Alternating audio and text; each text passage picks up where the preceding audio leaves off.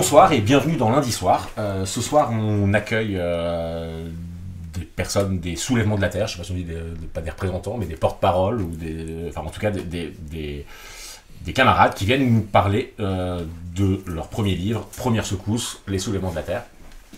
Alors c'est un livre qui est vraiment, enfin je le dis très sincèrement, qui est vraiment excellent et qui fera très probablement date dans l'histoire de la pensée révolutionnaire et des mouvements révolutionnaires. Il est assez salutaire à bien des égards. Le premier, c'est que là où on pourrait s'attendre à une espèce de récit des 3 premières années des soulèvements de la Terre, c'est ça un petit peu, mais c'est aussi et surtout une analyse de ces 3 années. Mais pas qu'une analyse, c'est-à-dire que c'est vraiment une tentative de déplier toutes les contradictions, les tensions qui ont été rencontrées, tous les problèmes politiques, philosophiques, humains que cette initiative des soulèvements de la Terre a pu rencontrer, et qui ne prétend pas les clore, au contraire qui prétend les déplier pour les offrir aux lecteurs et accessoirement les interroger et les livrer à la discussion publique, ce qu'on va essayer de faire ce soir. Donc ouais, c'est pas facile de le présenter parce que il y a à la fois des récits, à la fois des espèces d'intermèdes plus philosophiques, plus théoriques, beaucoup de questions tactiques et stratégiques. Et donc dans le fond, ça ressemble un peu à une espèce de rapport d'étape de là où en sont les soulèvements de la Terre maintenant. Et voilà. Et donc on est loin, on va dire, des purs textes de théorie politique, on est loin des pures prophéties qui se veulent autoréalisatrices sur ce qui va absolument advenir. C'est vraiment une tentative de prendre au ras du réel l'état à la fois on va dire de la subversion, enfin des mouvements subversifs, surtout en France, et l'état du monde en général, et comment s'y opposer. Alors la première question, qui est une question un petit peu bête, mais le livre s'appelle Première secousse, pour rentrer un peu directement par le milieu, si c'est les premières secousses, là dont vous nous parlez, quelles sont les prochaines, et surtout, c'est quoi le tremblement de terre? Alors tu veux qu'on commence par l'épilogue? Si vous voulez. Non, c'est que le livre, il navigue, il essaye de mettre de côté plein d'hypothèses. Par exemple, vous allez, dans le livre, vous critiquez le léninisme, la social-démocratie, l'alternative, etc. Enfin, vous essayez de trouver un chemin au milieu de ça. Et donc, forcément, on se dit où est-ce que ça va en fait. Une fois qu'on dégage les obstacles, c'est quoi la réponse est dans le livre, hein, mais c'est quoi ce que visent les soulèvements de la Terre? C'est pas les méga-bassines, c'est pas le béton, il y a une espèce de plan un peu plus général derrière. Allez, vas-y, commence. Je pense, avant d'essayer de répondre à la question, il y a une précaution un peu de départ, c'est de dire qu'on n'a pas la prétention en tant qu'organisation structurée, qui est un peu hybride, organisation, mouvement, coalition, à dire, à faire de grandes prophéties autoréalisatrices, comme tu le disais, à dessiner le futur exact. On ne prétend pas détenir la table des matières exacte d'un programme révolutionnaire qui nous éclairerait parfaitement sur les chemins à venir qu'on pourrait emprunter, parce qu'on considère en dernière instance que c'est les processus de lutte desquels on participe et par rapport auxquels on n'entretient pas de fantasme d'initiative absolue qui en un sens décideront, quoi. C'est-à-dire qu'il y a un réel des luttes dans lesquelles on est pris, qui nous excèdent et qui dessinent des chemins qu'on essaie de déchiffrer d'une certaine manière, mais les pistes qu'on dessine, et notamment dans la partie un peu conclusive, tremblement à la fin, qui dessine 3 lignes de force potentielle pour la suite des soulèvements de la Terre, c'est des formes qu'on identifie dans le champ politique contemporain, mais qui nous débordent assez largement, et c'est heureux que ça nous déborde, quoi. Je pense qu'il faut un peu avancer par là, quoi. Non, et après on peut les nommer, ces formes, et y revenir, parce qu'à la fois elles sont dans le champ politique contemporain, et à la fois si on les nomme à la fin, c'est parce qu'on les a vues en présence, émerger, pouvoir éventuellement grandir à partir de ces 3 années d'expérience des soulèvements. Donc je dirais que si on parle de seconde secousse, en premier lieu, pour nous, il y a une nécessité d'être conséquent avec ce qu'on a initié et entrepris, c'est-à-dire qu'on s'est lancé dans des bras de fer sur la question des bassines, élément charnière du maintien du système agro-industriel, voué, si on ne l'arrête pas, à s'étendre à partir du territoire des Deux-Sèvres sur tout un tas de territoires. On s'est lancé dans un bras de fer sur la question des routes, de la 69, dans laquelle mon camarade est extrêmement engagé. À un moment donné, il faut que ce programme routier tombe. Il y a des promesses qu'on s'est faites avec un certain nombre de coordinations locales, où à un moment donné, il faut passer de victoires partielles, comme on a pu en obtenir récemment à Saint-Colomban, contre l'extension de la carrière Lafarge. On a arrêté des travaux sur un glacier avec une petite ZAD il y a quelques mois. Voilà, il y a des victoires d'étape. Et puis à un moment donné, l'objet des soulèvements de la Terre aussi, c'est de s'attaquer à des filières, à des chaînons, et à un moment donné, d'obtenir que des choses, que des chaînons du maillage industriel tombent. Et l'objet des soulèvements de la Terre, c'est de se dire aussi, là, il faut concentrer ses forces à des endroits particuliers parce qu'ils sont emblématiques. Et ça c'est un plan sur lequel on est. Et après, effectivement, chemin faisant, on s'est rendu compte qu'il y a des choses qui prennent de l'ampleur, des possibilités. Le fait, là, depuis 2 ans et demi, d'être très actif dans les Deux-Sèvres en ce qui me concerne, et pour pas mal d'autres personnes, avec des personnes qui sont venues nous voir, qui nous ont dit, là, chez nous, on a ce type d'attachement à notre territoire, ça fait des années qu'on voit que nos terres sont stérilisées, ravagées, que les cours d'eau baissent, que les nappes phréatiques, on est voisins du marais Poitevin, et on voit cette grande plaine industrielle avancer, et il y a quelque chose qui doit s'arrêter, et qui menace de s'amplifier avec les bassines, et en fait, de par cette résistance territoriale, où les gens commencent, font des manifs à 500, à 1000, font des recours, et puis en fait les projets menacent, les chantiers démarrent, et là il y a un phénomène de désobéissance qui s'accroît, et qui fait qu'en fait, il y a des manifs qui sont interdites, il y a des manifs qui sont réprimés, pourtant les gens reviennent plus nombreux et nombreux à chaque fois, et retrouvent une prise sur les choses. Enfin, l'objet des soulèvements, c'est de retrouver cette prise-là, et là, qu'est-ce que ça fait naître? C'est une des possibilités qu'on esquisse à la fin, c'est la possibilité, on pourrait dire, de territoire en insoumission, de territoire ingouvernable, où la lutte fait naître une telle densité de liens, de possibilités d'insoumission, de refus de se laisser aménager, qu'il y a quelque chose de l'ordre d'une espèce de ZAD diffuse à l'échelle d'un territoire qui n'est pas concentré sur 10 km sur 2, mais qui tout d'un coup fait que des gens retrouvent un ensemble de contre-pouvoirs qui fait qu'il y a une forme d'autonomie territoriale qui est pas complète, qui est forcément parcellaire, mais qui donne une puissance territoriale particulière d'insoumission à un État capital. Après, ça c'est une esquisse qu'on a à la fin. Ouais. Il y en a un autre qui est la question de qu'est-ce que serait aujourd'hui un réseau de résistance, une organisation de résistance qui est un peu ce qu'on tente de mettre en œuvre sur ces 3 dernières années, mais qu'est-ce que c'est au format XXL, d'avoir une organisation qui a même à la fois d'avoir des bases matérielles, des lieux, une capacité d'action et de convergence nationale, des entrées dans tout un tas de cercles sociaux, des savoir-faire qui concentrent une somme de complicité sur des cercles très différents, et qui est cette capacité-là de ce que sera un réseau de résistance. Et je pense que c'est un des devenirs possibles des soulèvements de la Terre, qu'on met en travail et qu'on cherche à mettre en travail en composition avec un tas d'autres forces, surtout dans un moment assez sombre de montée de l'extrême droite, et où beaucoup de gens se disent que cette nécessité de réseau de résistance elle est plus que jamais là et présente. Et puis le troisième devenir, on est vraiment sur la fin, et que c'est un devenir qu'on a beaucoup interrogé avec le mouvement agricole qui est arrivé en janvier-février. C'est qu'est-ce que ça veut dire être une force d'intervention dans des mouvements sociaux qui ne naissent pas de nous, qui ne sont pas des actions qu'on a initiées, qui sont des types de révoltes qu'on a pu connaître avec les Gilets jaunes, avec le mouvement agricole, qui naissent d'ailleurs pas forcément d'une révolte qui ne naît pas forcément d'un désir d'écologie en réalité, ou d'une volonté anticapitaliste telle que nous on pourrait la prendre en charge ou chercher à l'initier, qui peut naître d'un sentiment de contradiction de justement ce qu'est l'adaptation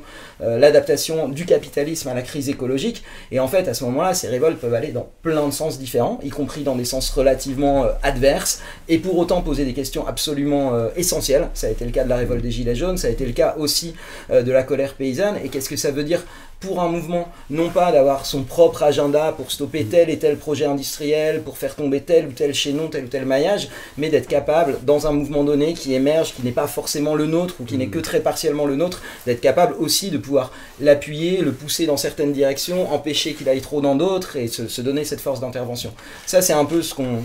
essaie de poser à la fin. Ça, une fois dit à la fin, ce qui est ça, c'est que ça nous permet parce qu'en fait, moi, ce que j'ai trouvé le plus intéressant dans le livre, c'est les 2 premières parties, c'est un gros livre, hein, et notamment parce que si on regarde un petit peu de l'extérieur, en tout cas avant ce bouquin-là, les soulèvements, donc on connaît les actions, les mobilisations, les bassines, tout le monde est un peu, évidemment avec la dissolution il y a une énorme médiatisation, mais en gros on visualise un petit peu ce que font en tout cas les soulèvements de la Terre, et de loin on pourrait se dire, c'est une espèce de convergence, en tout cas une capacité à aller sur des luttes de manière un petit peu opportune, il y a une lutte par-ci, une lutte par-là, etc. Et ce qui est vraiment bien, je trouve, notamment dans les 2 premières parties, donc, c'est que, par exemple, donc sur la première, c'est sur le béton, et donc évidemment il est question de Lafarge, les différentes campagnes qu'il y a eu contre Lafarge. Et en fait, on comprend en le lisant que c'est pas parce que c'est Lafarge, c'est un truc un peu symbolique, ou parce que la cible est opportune, parce que les gens vont bien comprendre ça. C'est que vous déroulez une réflexion tactique et stratégique sur pourquoi est-ce qu'il faut taper à cet endroit-là et pas ailleurs, qui est vraiment particulièrement riche et qui est très tactique en fait. C'est-à-dire que c'est pour ça que je voulais pas partir des fins, c'est que en fait on voit que en réalité dans la manière dont vous appréhendez, à commencer par les cibles, il y a une vraie pensée collective et stratégique dessus. Et moi, ça m'a marqué parce que pour moi, le terme de désarmement, j'avais l'impression qu'il était utilisé en gros pour ne pas dire sabotage, parce que pour plein de raisons. Voilà. Et dedans, vous explicitez ce que vous entendez par désarmement. Et il y a une phrase que j'ai trouvée très très bien, c'est le désarmement offre l'avantage d'expliciter en un même mot la portée éthique du geste et la nature des cibles. Il forme une sorte de morale provisoire pour l'action. Ce qui nous tue, nous avons le droit de le défaire. Et donc, est-ce que là, parce que c'est toujours compliqué dans ces vidéos-là, c'est qu'on s'adresse à la fois aux gens qui ont déjà lu le livre, là il n'y en a pas beaucoup ce qui vient de sortir, mais aussi aux gens qui ne l'ont pas lu. Est-ce que vous pouvez un peu nous expliquer dans le livre comment vous expliquez la genèse de cette idée de désarmement, de cet acte qu'est le désarmement, quoi.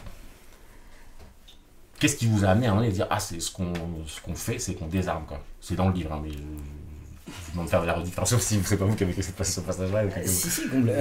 alors. Je sais pas, vas-y, c'est que je me disais que c'est bien qu'on réponde à cette question du désarmement, mais aussi parce qu'on peut présumer qu'il y a un certain nombre d'auditeurs, auditrices, lecteurs, lectrices de lundi matin qui sont coutumiers, qui observent ce mouvement depuis un moment, qu'on a une connaissance plus ou moins précise. Mais je disais, maintenant qu'on est allé à la fin, qui peut sembler comme ça un peu grandiose, réseau de résistance, capacité d'intervention, territoire insoumis, etc., j'ai l'impression qu'il faut quand même qu'on redonne un peu l'origine du mouvement et de quoi on est parti, et à un moment donné pour redonner un peu quelques bases de qu'est-ce qu'on est, qu'est-ce qu'on a visé, quels outils on s'est donné, etc. Donc je le redis en quelques mots et ensuite on va revenir sur la question du désarmement. Donc nous ce mouvement-là, il est né il y a 3 ans d'une rencontre entre 2 confinements sur la ZAD de Notre-Dame-des-Landes à un moment donné, où en partie les gens qui initient ça ont été très engagés dans le mouvement contre l'aéroport et tout un tas d'autres, des mouvements assez territorialisés en réalité, se disent qu'à un moment on a pu gagner 2000 hectares par-ci, ouvrir des imaginaires par là, qu'on n'était pas totalement impuissant face au tractopelle, face à la police, et en même temps on voit bien que tendanciellement, statistiquement, en fait il y a une espèce de rouleau compresseur du ravage qui avance beaucoup plus vite que nos victoires et que nos luttes, et à un moment donné on se dit il y a un ensemble comme ça de luttes locales. Il y a aussi un mouvement assez massif qui s'est levé sur la question climatique, un mouvement de jeunesse, pas que de jeunesse, mais aussi des dizaines de milliers de personnes, des centaines de milliers de personnes qui voient bien que en fait on peut bien être aussi massif qu'on le voudra. En fait, ils s'en foutent en face à peu près absolument, et il y a une volonté de se dire on va tenter quelque chose à partir de nos expériences de composition, de forme d'articulation directe, de résistance territoriale, de penser ce que serait une forme d'organisation nationale. cette forme d'organisation nationale, elle se donne un peu certains enjeux un peu spécifiques, la question des terres, et on s'est donné 2 enjeux, la question de l'artificialisation galopante avec tout ce qu'on voit de conséquences, de perte de la biodiversité, etc. Et l'accaparement agro-industriel, qui est un enjeu assez paysan en réalité. On pourra y revenir, et pas que, parce que ça touche ensuite le reste du monde. C'est la manière dont est produit l'alimentation et l'ensemble de nos vies à bien des égards. Et on s'est dit qu'on va essayer de s'attaquer à ces 2 phénomènes, donc l'artificialisation, l'accaparement, et qu'on va le faire par des formes d'action directe de masse. D'ailleurs, on n'appelait pas ça comme ça à l'époque. À un moment, on s'est dit il faut qu'on donne un nom là-dessus, à quelque chose d'assez spécifique qu'on fait, qui est le fait de faire de l'action directe. Et souvent, on entend action directe, c'est des petits groupes de nuit qui justement vont désarmer, saboter une machine. Et puis à côté, il y a les grandes manifs revendicatives, etc. Et puis nous, ce qu'on avait appris à faire, et ce qu'on avait envie de faire, et ce qu'on jugeait absolument nécessaire de faire par ailleurs, c'était de retrouver une prise sur le cours des choses, et que quand les gens viennent à des grandes manifestations comme ça, ils ont l'impression que quelque chose a changé, qu'il y a une conséquence, un impact matériel, qu'une terre a été sauvée, qu'un chantier ne redémarre pas. Et ce qu'on voulait mettre en branle, c'était ça. Pas parce qu'on considérait que c'était les seuls leviers pertinents, parce que je pense qu'on est tous conscients et que dans les luttes desquelles on a fait partie, les recours juridiques, la pédagogie, le fait d'être extrêmement nombreux, c'est tout à fait essentiel et ça le restera. Mais on se disait que ce soit face à l'accaparement, à l'artificialisation, ces formes d'action directe sont nécessaires parce qu'en face, sinon, ils ne s'arrêteront pas. Donc voilà, il faut... Et je pense qu'une des grosses bases du mouvement, c'était retrouver une puissance à agir, une joie dans l'action collective et une capacité là-dedans à se dire qu'on stoppe ces projets. Du coup, on s'est donné un peu ces 3 modalités, blocage, occupation au départ, et puis désarmement, qui est arrivé chemin faisant avec l'occupation des centrales à béton de Gennevilliers, sur Action Grand Péril Express, qui est arrivé quelques mois plus tard. Et d'emblée, c'était un mouvement de composition. De composition au sens où il rassemblait des forces qu'on avait un peu invitées, parce qu'on déterminait que c'était des forces qui étaient pertinentes à mettre ensemble et à agir ensemble, puis que c'était aussi les gens de toute façon avec qui on pouvait s'allier, faire depuis des années, qui étaient ce mouvement de jeunesse climatique qui était dans la rue, qui étaient des groupes un peu nouveaux, des forces autonomes qui s'étaient éprouvées dans des ZAD, des squats, des mouvements de rue, dans les gilets jaunes, le mouvement La Travail, etc. Des forces paysannes avec lesquelles nous on s'est retrouvés très fortement à faire ensemble, à cultiver, à occuper dans le cadre du mouvement anti-aéroport et puis dans d'autres mouvements, et surtout des habitants de territoires en lutte. D'emblée, le début du mouvement, c'est de se dire il y a dans tel et tel endroit, il y a des moments un peu charnières où il y a des luttes locales qui sont un peu allées au bout des possibilités qu'elles pouvaient prendre en charge elles-mêmes depuis leurs forces locales. Et là, si demain il n'y a pas quelque chose qui s'amplifie avec des forces qui viennent s'ajouter à ces présences locales, en fait, les jardins populaires des Vèdes vont être rasés, telle bassine va être construite. Et du coup, qu'est-ce qu'il faut faire à un moment donné? C'est faire converger d'autres forces, d'autres capacités, plus de visibilité, un savoir-faire sur envahir un chantier, etc. Et le début du mouvement, on n'avait pas encore une espèce d'horizon grandiose. On s'est dit, on va faire une saison d'action qui va marquer la possibilité que, à partir de lutte locale, il y a une espèce de ligne stratégique qui se dessine et une capacité de convergence nationale. On va se donner un certain nombre de rendez-vous. Et c'est un peu de là qu'on démarre en réalité. Et après, le désarmement, je ne sais pas si... Non, mais je pense que sur cette modalité d'action collective, en fait, ce qui nous est important, et je pense ce qui fait que ça peut fonctionner à des moments, c'est parce que justement, toutes ces forces-là qui sont différentes et qui ont des modalités d'action différentes, en fait, on trouve très souvent des façons de s'entre-infuser, de composer ensemble justement, qui fabriquent de la joie dans l'agir. Et du coup, il y a un endroit où c'est joyeux d'agir ensemble parce que c'est justement une histoire d'action directe collective, et aussi parce qu'on n'est pas dans des guerres de clochers où on considère que notre mode d'action c'est celui-là et pas un autre, et que du coup on va mettre en travail dans des luttes locales et dans les compositions qu'on fabrique une entre-infusion en fait des modes d'action et des cultures militantes et de tout le monde, et c'est ça qui est beau et qui peut fonctionner à des moments, je pense, pour nous. Voilà, moi, la raison pour laquelle je voulais vous brancher là-dessus, c'est que en fait, ce que j'ai trouvé intéressant dans le passage sur le désarmement, c'est que en fait, par rapport à ce que vous avez dit avant, donc on connaît les grosses manifestations de masse, et on voit leur impuissance. On connaît aussi les actions plus clandestines, etc. Et on voit aussi qu'en général, on a ce sentiment que c'est une goutte d'eau dans la mer et que c'est pas très efficace. Là. Et Et là, en fait, quand vous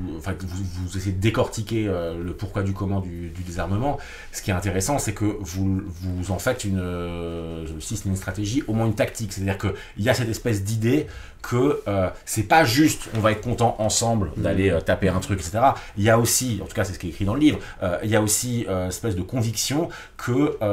par exemple dans l'agro-industrie, si on va taper vraiment fort à tel endroit, et ben ou si on va tirer tel fil, pour pas être dans une métaphore, et ben en fait finalement en tirant le fil, il y a la pelote qui vient avec. C'est-à-dire qu'en gros, dans le livre en tout cas, il y a la prétention à ne pas juste être dans le symbolique, à ne pas juste être dans le ou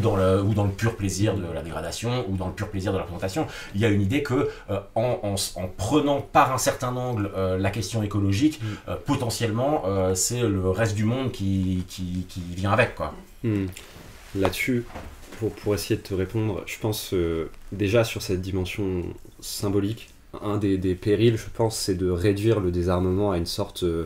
de multiplication de formes d'éco-sabotage individuel ou en petits groupes affinitaires qui vont opérer, et d'imaginer que la démultiplication de toutes ces formes individuelles de sabotage suffirait à esquisser une perspective généralisée de désarmement. C'est-à-dire que c'est un ingrédient essentiel de cette stratégie-là, mais c'est pas suffisant, quoi. C'est pas juste un rapport additionnel de petits gestes offensifs cumulés qui permettraient de faire tomber une filière. Et au-delà de la question de l'impact matériel de tel geste, un élément, enfin je vais raconter une petite histoire pour essayer d'expliciter ça. C'est les récits que font des militants de l'ANC dans l'Afrique du Sud sous l'apartheid, du moment où ils passent à des actions de type guérilla après que la stratégie de désobéissance civile un peu inspirée du mouvement des droits civiques ait échoué, ou en tout cas qu'ils en aient éprouvé les limites. La première action qu'ils décident de faire, c'est d'aller saboter une usine d'hydrogénation de charbon. Donc il y a un groupe assez organisé, préparé, qui va, je sais plus s'ils incendient ou s'ils plastifient l'usine, mais en tout cas le résultat est que l'usine est intégralement désarmée et qu'il y a un nuage noir énorme qui plane au-dessus de l'usine pendant des jours. Et le bilan qu'ils font de ça, c'est que la force de cette action-là, ce qu'on a fait à un moment qui a produit des effets révolutionnaires extrêmement conséquents, ça n'a pas été tant dans les impacts matériels directs, même si ça a permis de nuire à des grands réseaux énergétiques qui sont un des piliers de la domination coloniale à cet endroit-là. C'est plutôt que les townships environnants ont vu pendant des jours un nuage noir énorme s'épandre au-dessus de cette ville, et ce nuage-là symbolisait le fait que l'apartheid pouvait tomber. Et du coup, il y a une manière de saisir le symbolique dans la lutte où si on montre qu'un ordre symbolique dominant peut tomber à travers une action, on libère des possibles pour d'autres. Et ça, c'est quelque chose d'un peu plus que juste des petits gestes efficaces cumulés, quoi. Donc il y a un peu cet aspect-là, et dans l'idée de bâtir un réseau de résistance à l'échelle du pays, en pensant des actions décentralisées, directes, qui visent le désarmement d'infrastructures écocidaires et mortifères. Il y a cette idée, quoi, et que cette expérience, elle se dissolve pas, qu'elle se cumule, qu'elle se partage, et qu'il y a à travers ça une sorte de processus d'auto-éducation populaire qui permettent de se dire que à partir d'un certain stade, on se rend en capacité de soulèvement plus massif, ou en tout cas d'insubordination de masse, quoi. Donc il y a ça d'un côté, et de l'autre, sur cette idée de prendre le bon fil pour tirer toute la pelote, je pense qu'on peut partir de l'exemple des bassines. C'est-à-dire que les bassines, c'est un dispositif clé, stratégique, de la restructuration en cours du complexe agro-industriel face au nouveau régime climatique. C'est-à-dire que c'est la planche de salut qu'ils ont trouvée pour maintenir sous perfusion leur malfaçon culturelle, qui sont dans un espèce d'état de demi-vie zombie, parce qu'on voit bien que les rendements à certains endroits s'effondrent, que le maïs, pour le produire massivement, ces monocultures industrielles, elles ont besoin d'irrigation massive, que les formes traditionnelles d'irrigation ne suffisent plus. Donc il y a un endroit où les complexes industriels sont obligés d'accélérer pour faire face aux limites auxquelles ils sont confrontés. Et du coup, si on pose la maladaptation de cette manière-là, ça offre aussi une fenêtre de tir. C'est-à-dire que si on bloque les projets pilotes de méga-bassines sur le plan national à cet endroit-là, on bloque la restructuration en cours à un certain niveau de la céréaliculture intensive. Et du coup, chemin faisant, parce que ça, c'est pas une chose qu'on avait planifié dans nos petites têtes a priori, c'est plutôt en tâtonnant, en avançant des choses qu'on constate et aussi en voyant le côté buté de l'État qui ne lâche absolument pas, quand bien même la moitié des projets tombent sur le pur effet des recours juridiques, que tous les projets sont catastrophiques, que quand ils arrivent à en construire une, elle s'effondre sur elle-même, qu'ils n'arrivent pas à les remplir. Enfin, il y a un côté un peu absurde. Pourquoi ils lâchent pas? Et s'ils lâchent pas, c'est précisément pour cette raison-là. Et c'est pour ça que de notre côté, il y a un intérêt fort à s'entêter et à insister à ces endroits-là. Mais du coup, au-delà du cas spécifique des bassines, ce que ça engage pour nous, et ça c'est l'une des voies de dépassement possible pour les mouvements, c'est de passer d'un format campagne d'action qui a été le nôtre jusque-là avec ses forces, quoi, mais aussi ses limites, à l'idée de programme d'enquête-action pour penser depuis cette logique de retourner la maladaptation et la restructuration en cours d'un complexe pour l'éroder, pour faire en sorte de déjouer son emprise et l'affaiblir à certains endroits. C'est penser ces logiques de programme. C'est qu'on parlait de démantèlement, parce que c'était ma question d'après. Je vous parlais de ça pour arriver à l'action du démantèlement. Mais c'est aussi quelque chose, pardon, je te coupe, mais c'est aussi quelque chose qui se travaille beaucoup dans des allers-retours avec les luttes locales. C'est-à-dire qu'on ne pourrait pas le penser depuis un endroit je sais pas, de verticalité ou d'études comme ça, hyper détachées du terrain. C'est aussi que plus tu fais du contact et tu travailles avec les luttes locales et tu fabriques cette composition-là, et plus aussi les gens, ils t'apportent des éléments, parce que les gens des luttes locales, il y a tout un travail d'enquête aussi qui est fait et qui s'entre-nourrit, qui s'entre-enrichit en fait, et qui permet de penser cette logique de filière. Et ça, c'est vraiment quelque chose d'important, quoi, dans notre travail. Je pense parce qu'il y a un vrai truc, c'est ce que vous expliquez dans le livre, c'est qu'il y a, en gros, il y a le passage du désarmement, on va dire, on attaque un peu symboliquement une cible logique, et de là, ce qui en découle d'un seul coup, c'est qu'en fait, si on veut nuire aux méga-bassines, d'un seul coup, le reste de la pelote, c'est quoi? C'est l'organisation du complexe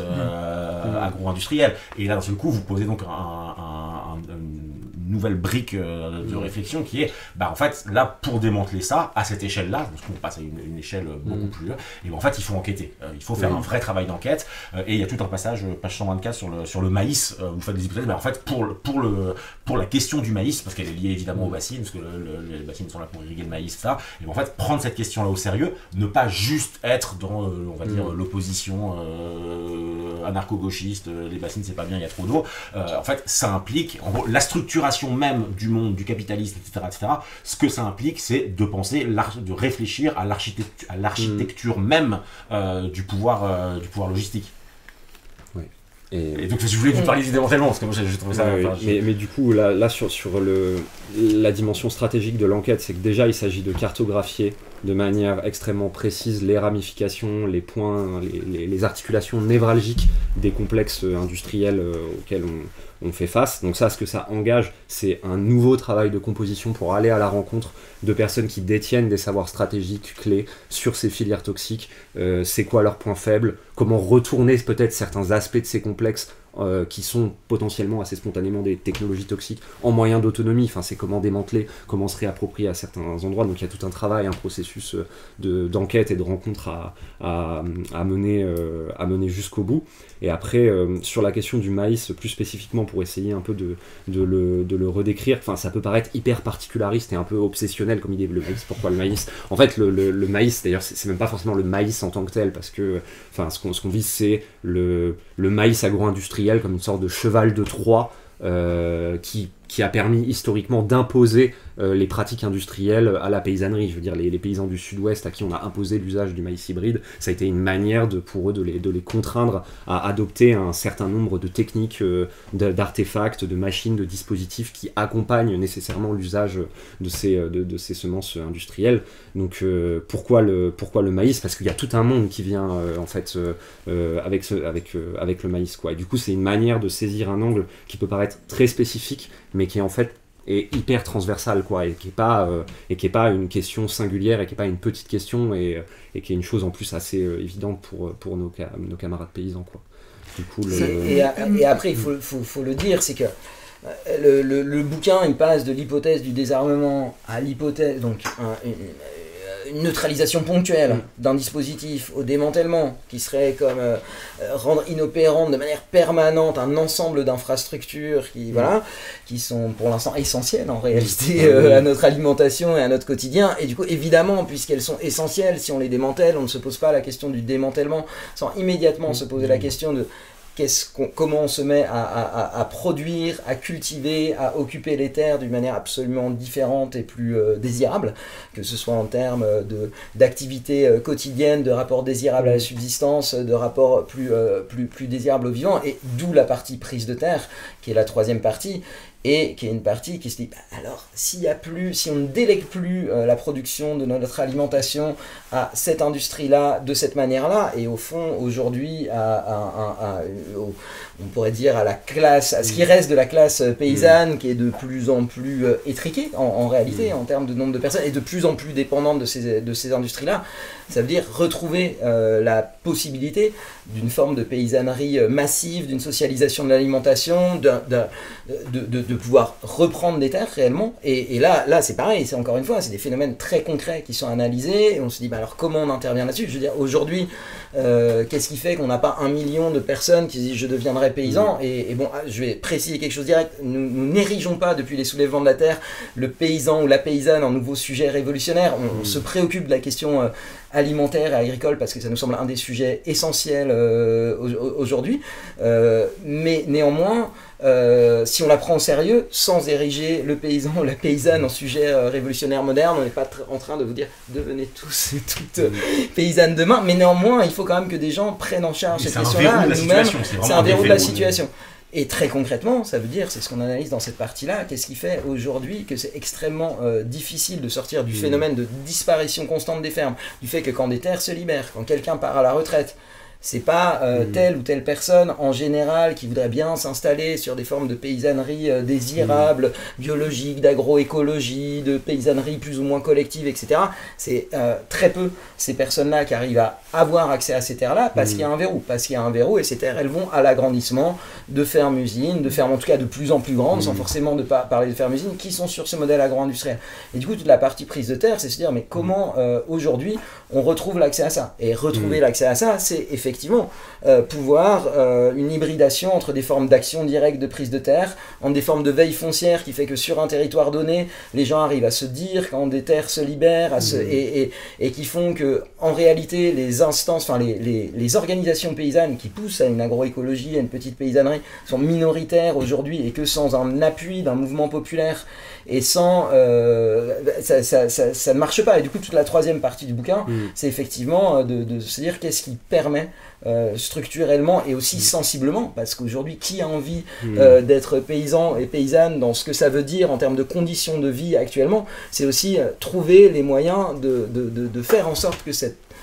condition-là, cette forme existentielle puisse être partagée, désirée, mise en œuvre. Et très franchement, c'est effectivement un rapport de force avec les institutions qui distribuent la terre, avec les grosses entreprises multisociétaires qui, de plus en plus, par des jeux de spéculation foncière, mettent la main sur l'ensemble des terres qui se libèrent. Et ça, là-dessus, on est aussi assez modeste en réalité, parce qu'on voit bien le problème. Une partie d'entre nous sont pris et engagés dans des formes d'activités paysannes au quotidien, en réalité. Et la problématique, nos camarades de la Confédération paysanne le disent très bien, si demain on veut sortir, démanteler le complexe agro-industriel, il faut en même temps et immédiatement qu'il y ait des dizaines ou des centaines de milliers de paysans qui arrivent. Et ça... Et sachant que pour être hyper précis, il y a 28 millions d'hectares de terres agricoles en France, c'est la moitié de la surface du pays. Il y a un paysan sur deux qui, d'ici l'horizon 2030-2035, sera parti à la retraite, ce qui signifie qu'il y a un quart de la surface du territoire national dont la propriété et l'usage est entièrement remis en jeu. Je veux dire, des changements massifs au niveau du foncier, en général, ça advient que dans des contextes de révolution, de décolonisation, de guerre, enfin en tout cas des épisodes politiques extrêmement massifs, profonds. Et là, en fait, la situation, ça n'advient pas de ce fait-là, ça advient au terme d'un processus historique de saignée paysanne qui fait que la moyenne production marchande familiale où l'exploitant est au moins le propriétaire fictif de son outil de travail, cette forme-là, elle est exsangue et elle arrive en bout de course historique. Combien de temps, en combien de temps elle pourrait mettre à s'éteindre ou pas? Il y a des rythmes de réduction de la population d'actifs agricoles de 20% à peu près par décennie. Enfin, en tout cas, la fronde agricole qu'on a connue à l'hiver dernier, elle n'est absolument pas étrangère à ce sentiment d'être menacé existentiellement d'une classe qui ne se reproduit pas, qui ne croit pas, qui vieillit et qui se sent les derniers des Mohicans qui vont s'éteindre, quoi. Et du coup, il y a un peu c'est un peu de là aussi qu'on part, quoi. Sachant que, pour reprendre un peu l'exemple des bassines, pour détailler un peu c'est quoi les types de verrous, c'est que actuellement la moyenne d'une exploitation en France, c'est 67 hectares. En fait, la majeure partie des exploitations font plutôt autour de 111 hectares, commencent à être de moyennes ou grosses exploitations hyper capitalisées, et dans les schémas d'installation classiques qu'on rencontre, en fait, c'est impossible de reprendre ces fermes-là, de s'installer, de reprendre un lieu de travail. Et le cas des bassines, spécifiquement, ça rajoute un niveau d'infrastructure immobilisée, de dispositifs, d'outils qu'il faudrait racheter pour ces exploitations pour s'installer, ce qui fait qu'on en arrive à une situation où le déploiement de ces méga dispositifs, la seule option pour que ces outils-là perdurent, c'est pas l'installation, je veux dire, dans le contexte actuel, c'est-à-dire sans bouleversement politique majeur, c'est que ça aille à l'agriculture de firme. C'est-à-dire que les seules forces économiques actuelles qui seraient capables, en fait, de prendre le relais de ces exploitations familiales qui sont au bord de l'effondrement, c'est des firmes agro-industrielles qui sont en embuscade. Du coup, on est vraiment dans une séquence historique particulière et avec un rapport d'urgence, quoi. C'est-à-dire que la séquence est courte, quoi. Ce que vous appelez la bascule foncière. La bascule foncière, oui. Mais justement, à propos de cette bascule foncière, d'une certaine manière, on a l'impression qu'il y a un mouvement historique presque extrêmement violent, massif, qui va à l'encontre même des propositions qui vous paraissent à vous-même dans votre propre texte comme parfois insuffisantes. Par exemple, le rachat des terres, c'est quasiment impossible. L'occupation, mais alors dans ce cas, ça demande un niveau de conflictualité très massif, parce que ça demande de s'accepter du régime de droit ordinaire de l'État-nation. Et d'autres stratégies, la réserve foncière que vous proposez, c'est-à-dire trouver des associations qui achètent les terres ou qui les récupèrent à la suite d'un décès, etc. Mais d'une certaine manière, il y a l'aspect contradictoire, c'est que ça, même si c'était massivement mis en œuvre, par rapport à l'accroissement des surfaces réappropriées par, disons, les capitalistes, il y a l'air d'avoir une sorte de course-poursuite, quoi, qui a l'air perdue. Et vous, quel est votre constat par rapport à ça? Pourquoi vous pensez que c'est pas perdu de penser comme ça? Alors, parce que tu l'as formulé toi-même, tu dis, à moins d'un mouvement de changement radical et massif, c'est très peu probable. Et dans ce cas-là, ça va poser l'autre question que je poserai après, de la généralité du mouvement des soulèvements de la Terre. C'est le degré de généralité. Mais ça, je verrai. En fait, moi je pense qu'on peut dire qu'on part pas de rien, d'absolument rien. C'est-à-dire des initiatives de reprise de terre, des stratégies foncières, de réappropriation, qui souvent d'ailleurs utilisent parfois des outils capitalistes pour les subvertir, les détourner. Il y a des stratégies comme ça, un peu en mode les armes des prolétaires sont toujours puisées dans l'arsenal des patrons. On utilise les moyens du bord pour sauver ce qu'on peut. Il y a des tas de stratégies comme ça. Au sein de la gauche paysanne, il y a énormément d'organisations, d'associations qui travaillent à ça, ce qui fait qu'on part pas de rien. Bon, après, il faut prendre les choses un peu... par exemple, si on prend l'exemple de Terre de Liens, Terre de Liens, en 20 ans d'existence, ils ont sauvé une ferme pour 1000 qui disparaissaient. Le ratio, c'est à peu près ça. Donc c'est sûr que si on part de ces chiffres assez catastrophiques, on peut se dire « mais ça ne sert à rien, on est en train de dilapider de l'énergie, ces initiatives foncières, locales, de reprise, ça ne mène à rien ». Et c'est pas forcément la bonne manière de s'en saisir, parce qu'on constate aussi qu'aux endroits où ce genre d'initiative se déploie, c'est aussi des espèces d'espaces sentinelles qui permettent de commencer à reprendre en main certains aspects du territoire, et c'est des endroits où il y a une espèce de déjà là à partir duquel travailler. Donc ces alternatives foncières qui ont été construites, elles sont largement insuffisantes, et si d'ailleurs on pense qu'elles le sont, et si on pense que c'est la solution miraculeuse qui va permettre de nous sauver, d'opérer la bascule foncière, en un sens on fait aussi partie du problème parce qu'on participe du verrouillage de la situation, mais si on le prend comme un point de départ qui a permis de sauver du monde, qui a permis de protéger des savoir-faire paysans, qui a permis d'installer des gens, et qui permet que ce soit pas un désert généralisé absolument partout, on a quand même un point de départ. Et après, sur les voies de dépassement, moi, je veux dire, le verrou qu'on a vu dans l'affront de l'hiver dernier, c'est le verrou du corporatisme qui fait le lit de l'impuissance paysanne et des mouvements agricoles depuis l'après-guerre. C'est qu'on a vu unis sous une même bannière une fraction hyper vulnérable, hyper précarisée d'agriculteurs qui vivaient sans doute leur dernier barou d'honneur, avec une fraction capitaliste qui est la pointe avancée du complexe agro-industriel. Et tant que ces gens-là avanceront de concert ensemble, et tant qu'il n'y aura pas eu d'explosion de ces intérêts de classe contradictoires, il y aura à peu près rien qui sera possible dans ce champ-là, sauf à renoncer et à se dire que finalement les choses viendront de l'extérieur et que de la paysannerie historique qui reste, mais ce qui n'est pas notre pari, quoi. Notre pari, c'est quand même d'aller composer avec ce monde-là. Et du coup, si on pense que la question foncière, elle est un enjeu, c'est pas parce qu'on s'imaginerait que d'un coup on allait pouvoir reprendre des dizaines de milliers d'hectares assez spontanément dans un mouvement social dont on peine à imaginer un peu les conditions, en tout cas immédiatement. C'est plutôt que la question foncière, c'est aussi un levier pour réinsuffler de manière forte de la conflictualité dans les campagnes. C'est que dans les années 70, quand les paysans travailleurs ont fait le choix de se saisir de la question de l'accaparement foncier comme un outil de lutte de classe, c'était parce que justement ça permettait de lutter contre cette pente corporatiste. La plupart du temps, dans les mobilisations agricoles, il y a une espèce de réflexe victimaire où on va réclamer des dispositifs assurantiels pour passer un coup d'éponge sur les dégâts, restaurer un peu les trésoreries, et ça fait un peu croire l'idée qu'on peut insuffler de la thune et qu'on va faire un peu remonter toutes les exploitations par le haut sans les diviser, quoi, sans faire la part des choses entre le paysan prolétarisé, le gros cumulard qui est aussi un mandarin de la FNSEA et qui finalement travaille à la destruction de ses collègues. Enfin, on n'arrive pas à poser ce travail de contradiction là. À partir du moment où on pose la question foncière, la terre c'est un bien rival, quoi. C'est-à-dire que certes des usages différents peuvent s'enchasser, se superposer, mais il y a un moment où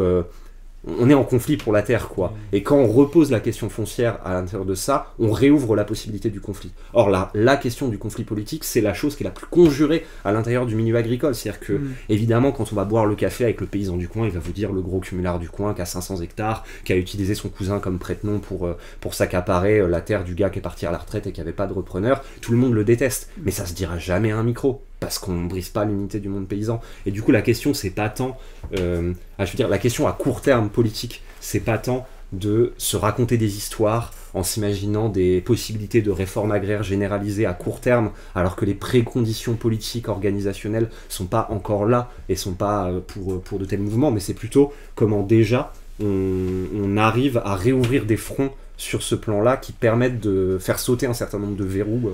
Et faire exister cette problématique. Parce que pour moi,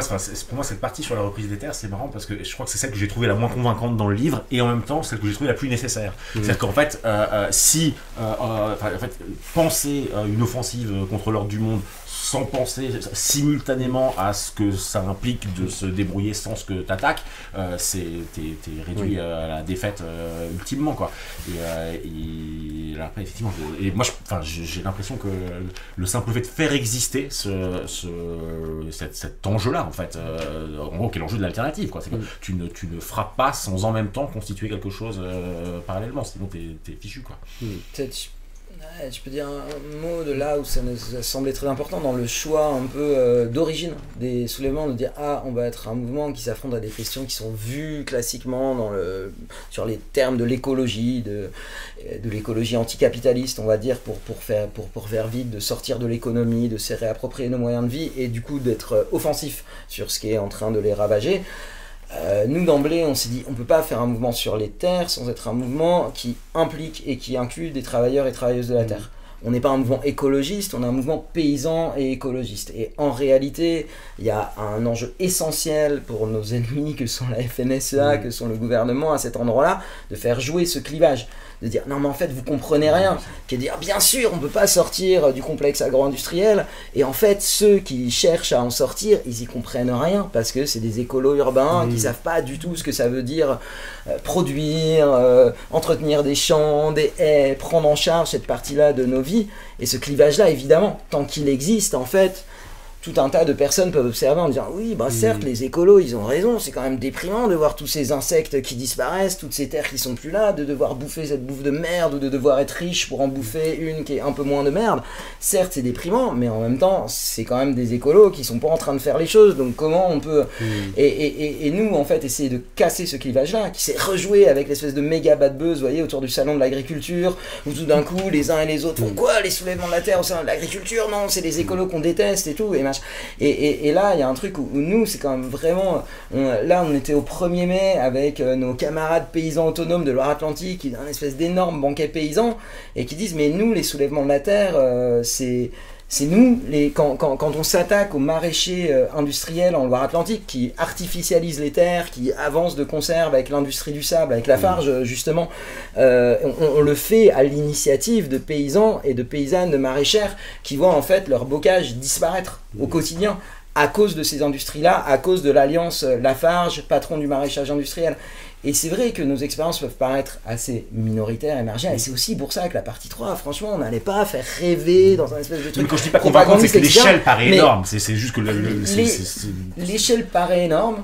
et en même temps, le fait de se retrouver sur ces luttes ensemble, du coup, de paysans et d'écologistes, et pas d'écologistes face à des agriculteurs, ça fait que tout d'un coup, on est aussi en l'air. Enfin, je veux dire, nous, notre expérience, c'était d'apprendre à faire des prises de terre à la ZAD, parce qu'à un moment donné, on se retrouvait face à des terres qui avaient été libérées, il devait y avoir un projet d'aéroport, il pouvait se passer des trucs sur ces terres-là, comme, ah ben voilà, elles repartent à l'agrandissement de fermes existantes, et nous, on a appris à occuper des terres illégalement, et en même temps à faire des montages administratifs pour pouvoir nous donner plus de chances de les occuper. On a un savoir-faire là-dessus, un savoir-faire qui a en partie réussi, qui a permis que des gens s'installent, que ces terres partent pas à l'agrandissement. En Vendée, un peu plus bas de chez nous, il y a tout un réseau qui s'appelle les paysans de nature, et c'est des gens qui viennent plus d'associations naturalistes, qui sont en lien avec la LPO, etc. Ils conjuguent un espèce de réseau de veille foncière incroyable sur leur territoire, où les gens regardent quand des terres partent. Ils ont des assos naturalistes qui aident à financer des achats de terres, et eux, ils sont vraiment assez clairs. Ils sont là, on va faire de la polyculture, élevage, dans le sens et de nourrir les gens, mais aussi d'une préservation naturaliste de ces terres-là, de prendre y compris plus que ce qu'on a besoin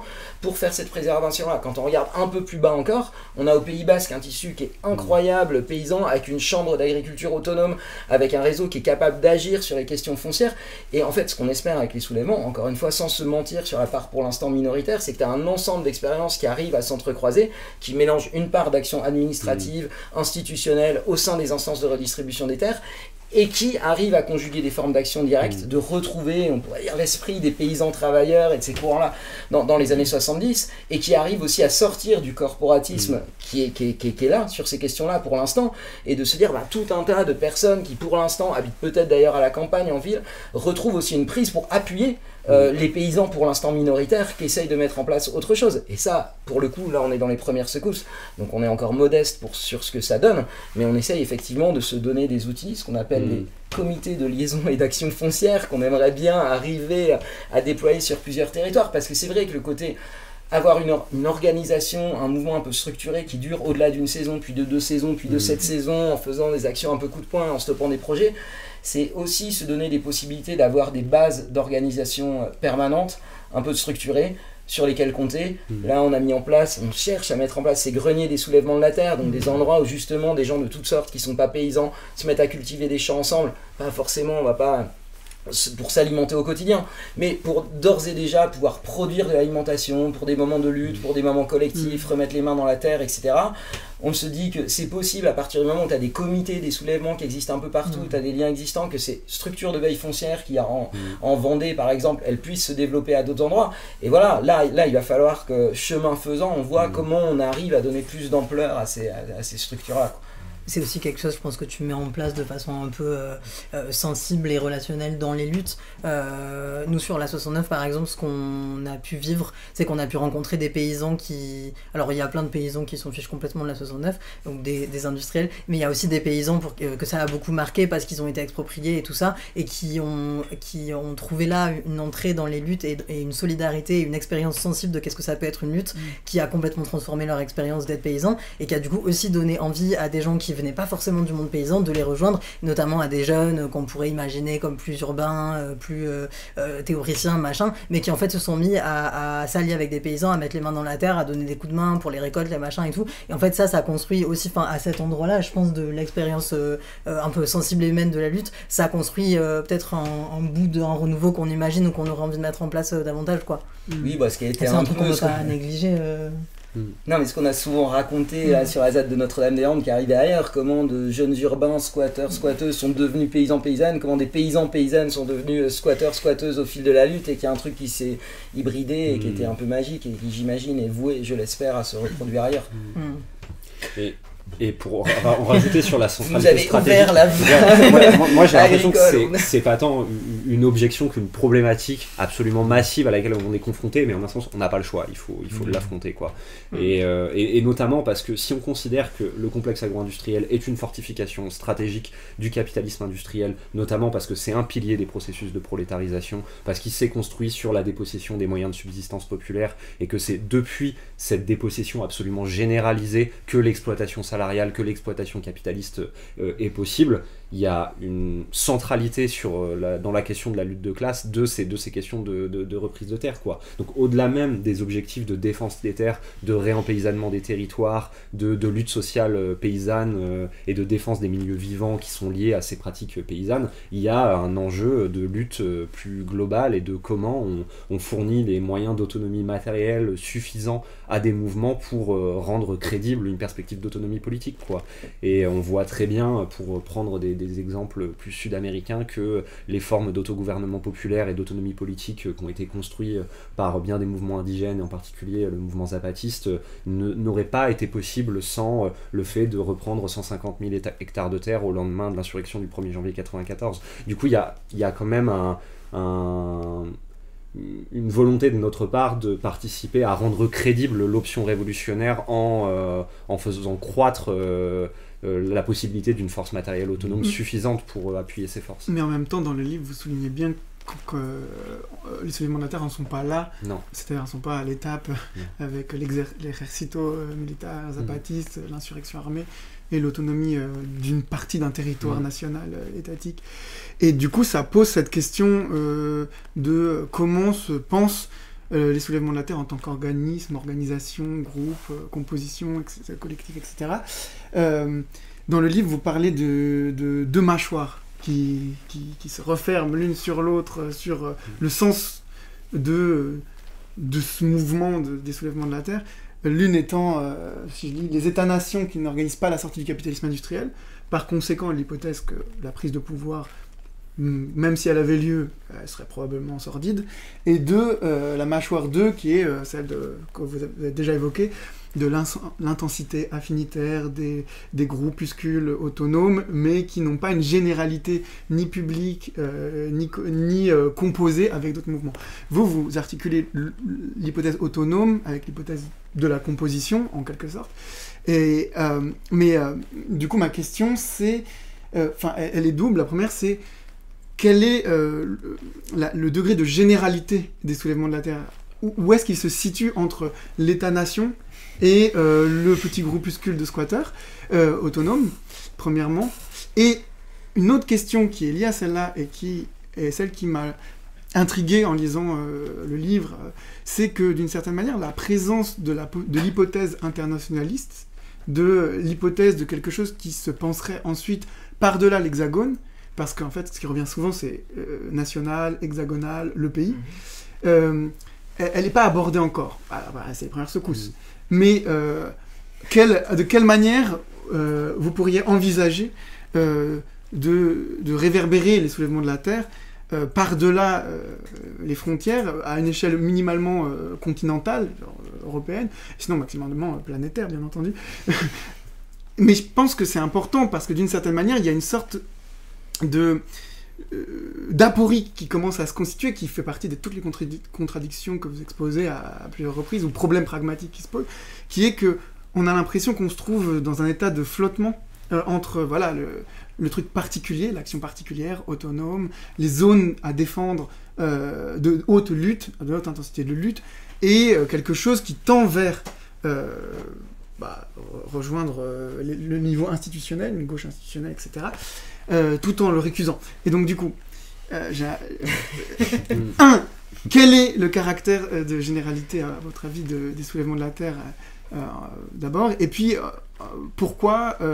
n'apparaît pas spécialement la question d'alliances internationales, de coalitions internationales, de mouvements internationaux, ou même d'opérations au niveau des frontières, par exemple. Vous l'évoquez un moment, il y a une phrase sur les soulèvements de la Terre internationaux.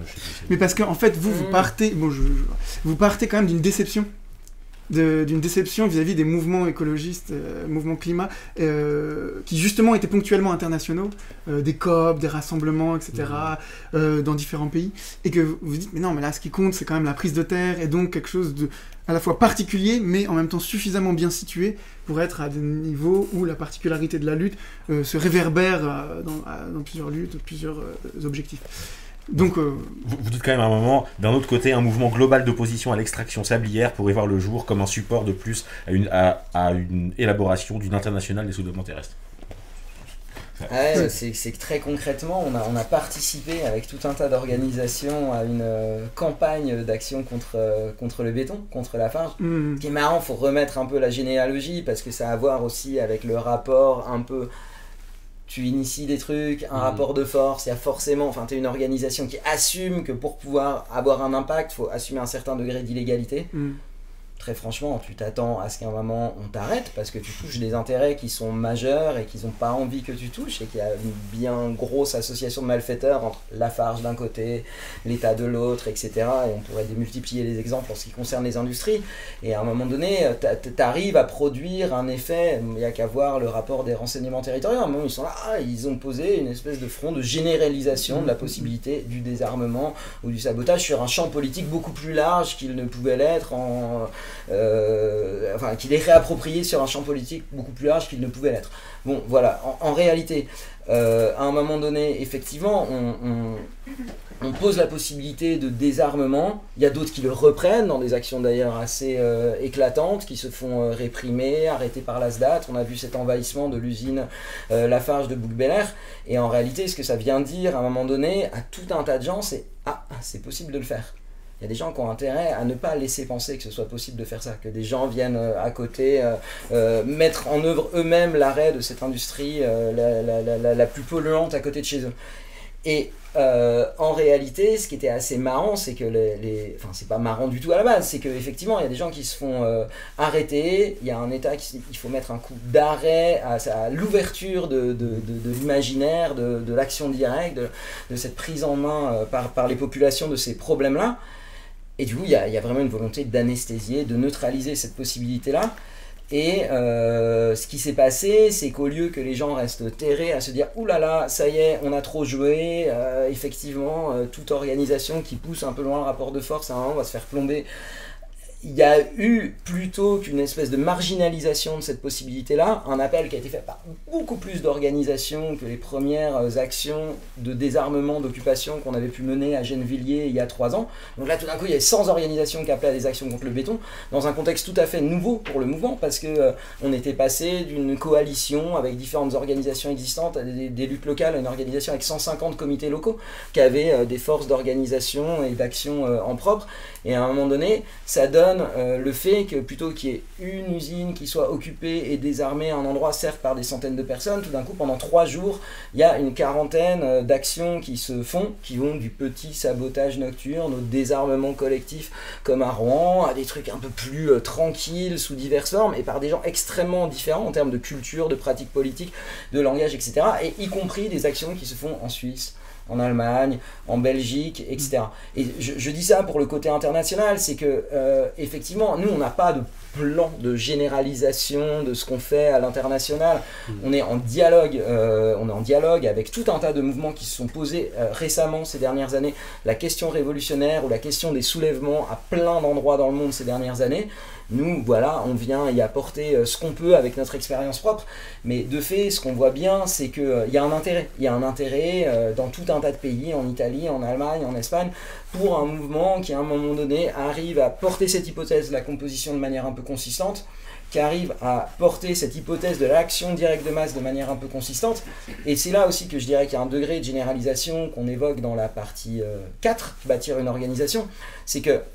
en réalité, nous, on est en train de parler du bout par lequel on a pris le problème. On le prend en se disant « Ouah, mais l'artificialisation, c'est un problème massif. » Vous voyez, le climat, le CO2, ça paraît toujours assez lointain. On s'est dit « Ouais, vas-y, remettre l'écologie sur Terre, c'est aussi retrouver, tu vois, des leviers d'action là où tu te dis que tu peux stopper quelque chose puis mettre autre chose à la place. » Nous, on l'a pris par un bout.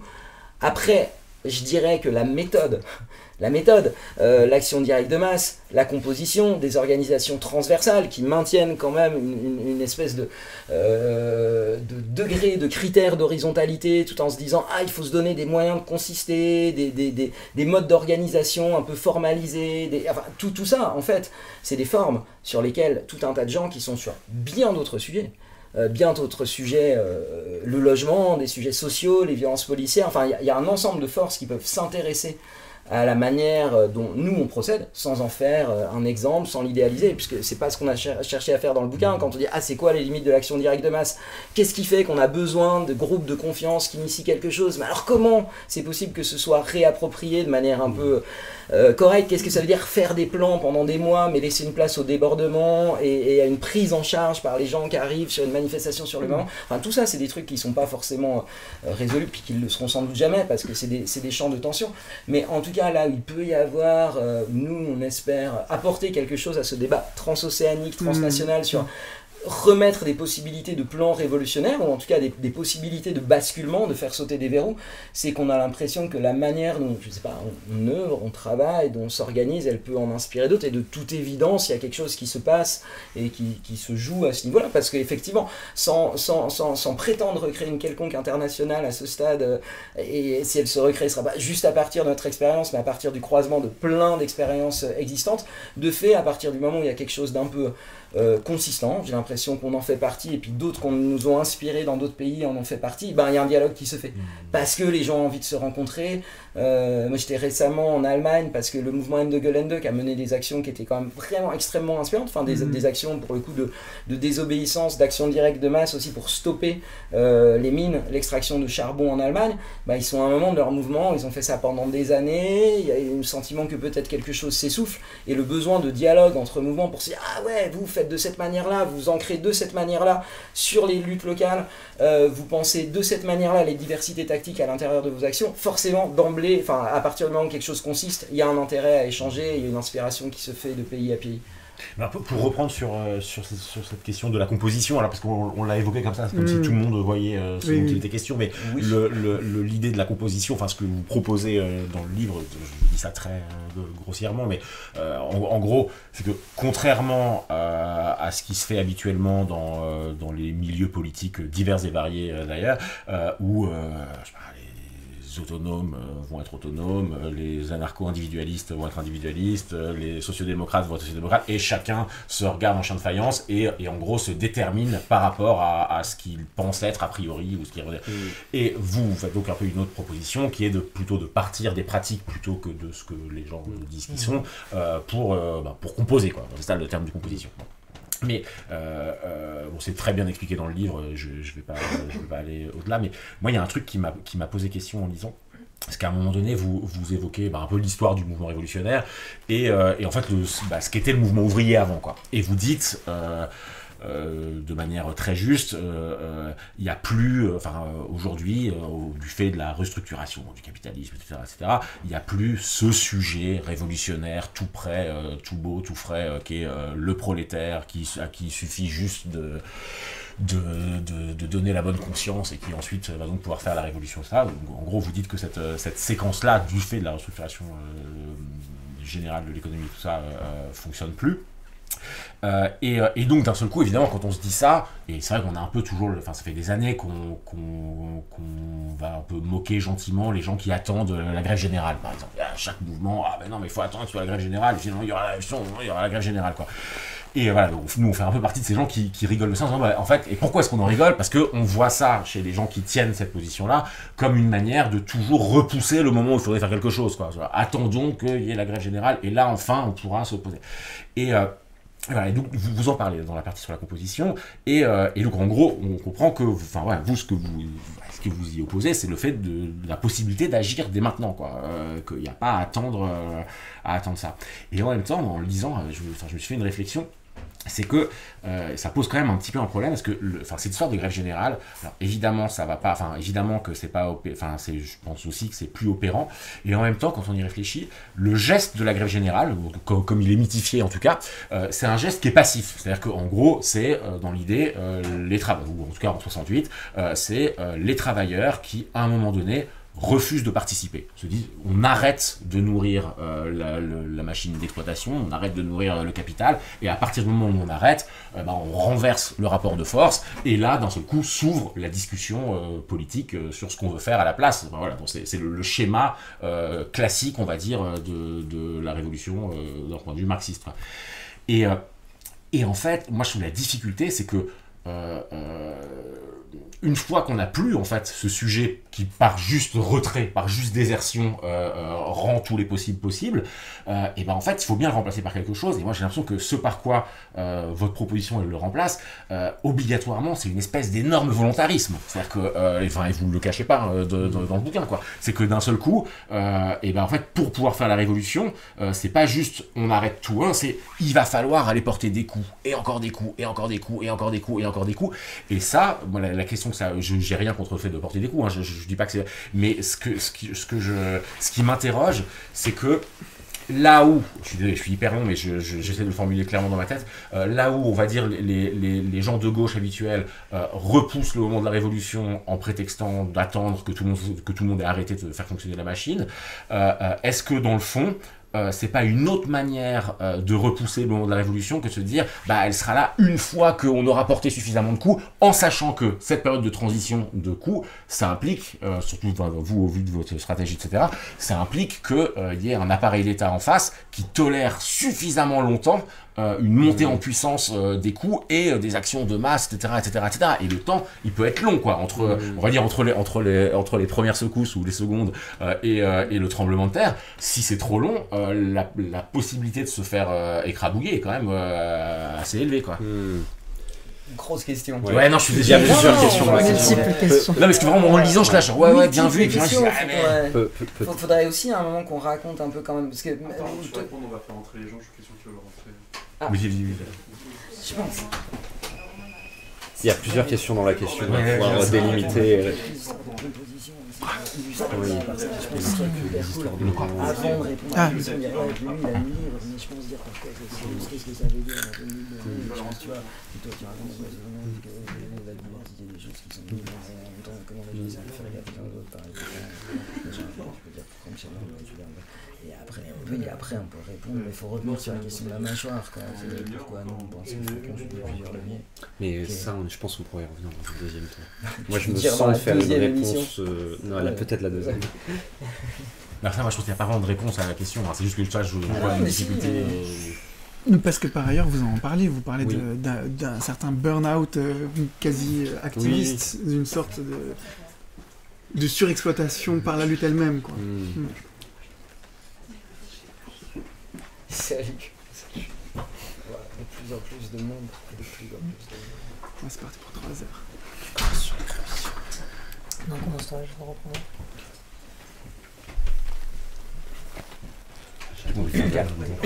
Oui. Peut-être que ça sera moins long, quoi. Bah, allez-y, Peut-être Sia, c'est bon ou t'as pas arrêté? Peut-être sur cette question de la composition, pour dire ce que ça n'est pas, enfin c'est pas l'idée de faire des grandes interorgas qu'il faut que additionner leur propre inertie et lourdeur bureaucratique, c'est pas simplement une espèce de petite tolérance libérale pour les formes d'action de chacun, où on va aligner une diversité de tactiques comme ça qui vont se juxtaposer, et on est content parce que ça permet une espèce de tous ensemble unanimitaire où on se dissocie pas, ce qui est déjà bien de ne pas se dissocier, mais ce qui est un peu insuffisant pour construire une force. Et pour prendre un exemple,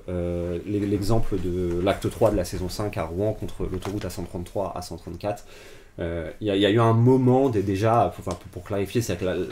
la composition, c'est pas un espèce de calcul opportuniste permanent, on va s'allier avec tout le monde pour peu qu'on ait un ennemi commun qu'on peut désigner comme celui contre qui on va s'allier, même si tout nous sépare. Typiquement, Marc-Antoine Jamet, qui est le maire de Val-de-Reuil et qui est aussi un des pontes de LVMH, lui, il voulait se lier à nous en nous disant non, mais moi aussi je suis contre l'autoroute. Et on est absolument hors de question parce que ce genre de personnage, à part faire des vendanges sauvages du vin de LVMH pour en faire du jus de raisin populaire, il n'y a pas grand chose. C'est le seul lien qu'on peut avoir avec le seul lien possible. Du coup, là, il y a un refus net dans ce genre de situation. Par ailleurs, une expérience intéressante à travers cette lutte précisément, ça a été le surgissement d'une action directe, naturaliste de masse, ce qui est une espèce de nouveauté totale, en tout cas à ma connaissance, dans le champ des luttes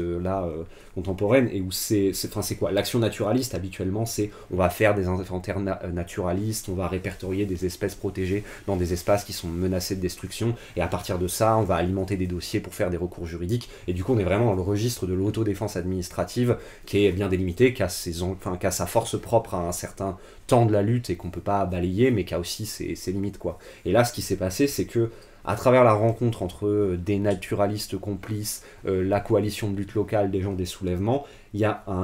une nouvelle forme qui surgit en fait. C'est-à-dire que la composition, c'est pas on juxtapose, c'est que c'est un processus d'invention politique où une forme d'intervention a été trouvée, quoi, et en plus dans une temporalité où souvent on est un peu impuissant parce que les tractopelles sont pas là, les aménageurs sont pas encore arrivés, on sait pas qui c'est le concessionnaire, donc la cible elle se dérobe. Quand on veut faire de l'action directe de masse et qu'il n'y a pas de cible, ça peut être compliqué, et du coup se pose la question de comment on fait, quoi. Et là, en l'occurrence, cette rencontre et ce processus de composition, recomposition politique, ça a accouché de nouveaux gestes possibles et de nouvelles formes d'intervention. Et c'est là où c'est ça en fait qu'il faut décrire. Là, du coup, brièvement, c'était de planter en fait, c'était de convoquer un certain nombre de figures animales sauvages de la forêt de bord pour imaginer des gestes offensifs qui pourraient être les gestes de ces animaux. Ça a été par exemple de creuser des mares pour des tritons, de mettre des nichoirs pour des muscardins, de planter des clous dans des arbres pour empêcher les tronçonneuses de faire leur œuvre, de poser des câbles métalliques dans les arbres, et c'était une manière de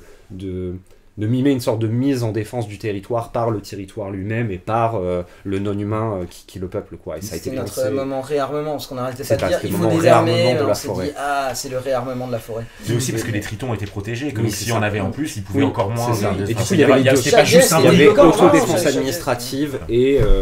il y a eu le geste d'aller bloquer l'autoroute en ramenant du bois de la forêt, en faisant un corridor écologique par-dessus la route. Enfin, il y a eu tout un travail politique de fait autour de ça. Et en fait, l'intéressant de la composition, c'est ça, quoi. C'est que ça produise des bouleversements suffisants pour que les composantes de cette composition en sortent transformées et qu'il y ait du possible politique qui s'ouvre, quoi. Et c'est là où c'est assez essentiel dans les mouvements, quoi. C'est là où c'est ce que ça transforme chez les membres des différentes composantes qui vont venir composer, du coup, c'est que ça fabrique. Enfin, quelque part, ce qu'on peut dire, c'est que ce que ça désarme, c'est l'impuissance qu'on peut avoir chacun dans notre coin. Et ce que ça fabrique, en fait, c'est de la puissance d'agir dans ce qu'on va créer. Et c'est pas forcément une action super impactante ou super hyper, je sais pas, dans la confrontation ou quoi. Nous, sur la 69, par exemple, sur le premier gros week-end de mobilisation qu'on fabrique, qui est un mois après Sainte-Soline, en fait, ce qu'on fait, c'est bloquer une autoroute et faire un petit mur en parpaing et faire une course de bolide. Alors, ça paraît comme ça, enfin, c'est pas une action qui fait un grand désarmement, mais en fait, ce que ça fabrique, c'est de la puissance collective, et c'est un registre d'action que aucune des des diverses composantes toutes seules aurait pu mettre en place ou n'aurait même pu imaginer. Et c'est justement grâce à l'addition des savoir-faire, des cultures, des pensées stratégiques, des connaissances du territoire de chacune, etc., que ça finit par fabriquer ce moment qui est plein de panache et qui est en fait un excellent pied de nez à nos adversaires, quoi, d'une certaine façon. Et après, là j'ai aussi l'impression, mais que sur un moment, là, dans la suite de la 69, où tu as quand même une lutte qui pouvait sembler très petite ou très naissante, puis qui est en 1 an et demi a comme explosé, et de voir qu'à un moment quand même où la route elle est fortement déjà engagée, que les gens lâchent pas, et ils lâchent pas à la fois avec des ZAD d'un côté, des actions de nuit de l'autre qui semblent quand même assez poser des petits problèmes de dommages aux concessionnaires de l'autoroute, et de l'autre des manifs un peu plus classiques qui continuent, et que tout ça se tient ensemble, même si c'est une vision peut-être un peu plus juxtaposée, mais en tout cas j'ai l'impression que dans le fond les gens sont quand même solidaires les uns des autres là-dedans, et sur des formes qui sont quand même très diverses et qui permettent de tenir malgré l'avancée de l'autoroute. Parce que c'est une pratique qui t'apprend en fait aussi à comprendre et à comprendre le mode d'action ou à comprendre le mode de mobilisation de l'autre, et qui va du coup te détacher d'une espèce de rigidité de chapelle, et qui va te faire d'une certaine façon être infusé ou entrer dans la pratique de l'autre, et du coup où toutes ces différentes pratiques elles vont s'entre-soutenir d'une certaine façon, au point qu'elles deviendront en fait ça fera un tissu qui est plus dissoluble. C'est plus séparable en fait, ces choses-là, c'est plus dissociable. Et du coup, chez nous là récemment, on a eu un moment où finalement une action juridique qui est une plainte à l'OFB, qui est un truc du coup assez administratif, vient soutenir une occupation d'arbres, parce qu'il y a une espèce protégée dans l'arbre, et du coup vient soutenir une ZAD et une occupation illégale de terre et d'arbres pour lutter contre l'autoroute. Et en fait, c'est là qu'on voit que tous ces modes-là, ils finissent par devenir tellement imbriqués que la lutte, elle est plus solide que ce qu'elle aurait pu être, quoi, à aucun moment. Ouais, vous insistez assez souvent sur le fait que certaines personnes qui se composent, les composantes, font des choses là où on les attendrait pas. Ils ont des identités politiques bien marquées, et puis en fait ils se mettent à se retrouver sur l'autoroute, en bolide, construire un mur, creuser une mare, etc. Mais c'est aussi parce que très franchement, ce qui permet d'étouffer des mouvements, ce qui permet la répression, c'est la catégorisation, c'est d'arriver à faire des cases, et c'est de dire ah ben eux ils sont prévisibles là, et en fait les gens qui se contentent de manifester, on sait bien quoi faire avec eux. Les gens qui se contentent d'agir de manière un peu très illégale en petits groupes, à un moment donné on va les choper, on saura bien quoi faire avec eux, on saura bien comment les stigmatiser. Et très franchement, le moment où le pouvoir ne sait plus qui fait quoi et qui et où, c'est très déstabilisant. C'est souvent les moments où on est le plus efficace et où c'est le plus beau aussi à vivre. Et ce qu'on dit aussi dans cette partie sur la composition, c'est que la composition est aussi en premier lieu un travail de non-dissociation. C'est aussi un moment où chacun se dit « Ah, on va peut-être faire différemment, on va peut-être faire ensemble, mais en tout cas, s'il touche l'un ou l'autre des modalités d'action, on sera là, il n'y aura pas de dissociation possible. » Et après, moi, je voulais revenir à cette question. Alors, le moment possiblement insurrectionnel, la grève générale, qu'est-ce qu'on en fait ? Je dois dire que l'idée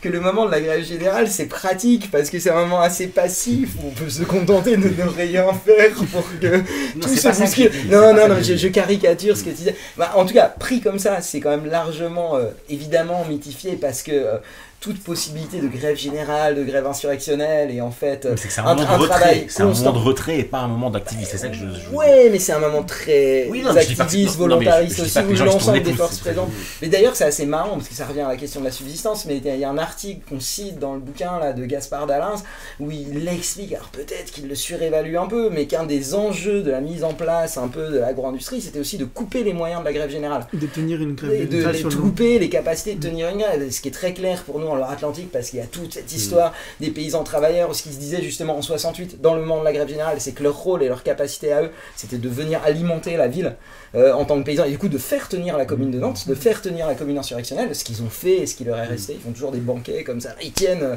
cet imaginaire-là. Et sur cette histoire des deux mâchoires dans le bouquin, c'est vrai que nous, on se situe, on pourrait dire, dans une forme de culture de défiance de l'idée même. Alors oui, de l'idée même, la planification écologique, l'idée qu'un État tel qu'il est constitué, avec ce jeu de connivence, d'intérêts de classe, etc., à un moment se mette à sortir de l'économie d'accumulation productiviste. Évidemment, on a beaucoup de mal à le croire parce qu'il y a tout un ensemble d'obstructions structurelles qui font que ça risque très très peu de prendre cette direction-là, quelles que soient les personnes élues, pourrait-on dire quoi, d'une certaine manière. Que ce que pourrait donner l'espèce de fantasme ou d'idée d'un léninisme vert, d'une prise en main beaucoup plus coercitive, d'une forme de bureaucratie verte, communiste ou socialiste ou whatever, je pense que le déchaînement de violence bureaucratique autour de ça, de l'idée même que une telle structure pourrait elle-même sortir d'une forme productiviste, je pense qu'on a aussi beaucoup de mal. Je pense qu'on voit bien, depuis nos expériences aussi, l'insuffisance de l'idée qu'on percerait le territoire par un ensemble de ZAD qui petit à petit arriverait à destituer le pouvoir ou à le faire s'effondrer. En tout cas, que prise isolément, cet ensemble d'expériences ne produise pas ça, et pas à une vitesse qui est en tout état de cause suffisante pour... Voilà. Et après, nous, ce qu'on dit, c'est que dans la situation actuelle, on ne néglige aucun levier. Ça ne veut pas dire un opportunisme qui dit, ouais, dans le fond, allez, on va aller du côté électoral, on va aller du côté des réformes, on va aller du côté de l'action directe. Et en même temps, on essaye à un moment, dans ce chapitre, de dessiner ce qui est notre espèce d'angle stratégique et qui dit un plan révolutionnaire n'est pas contradictoire avec le fait ici et maintenant d'avoir des demandes très concrètes sur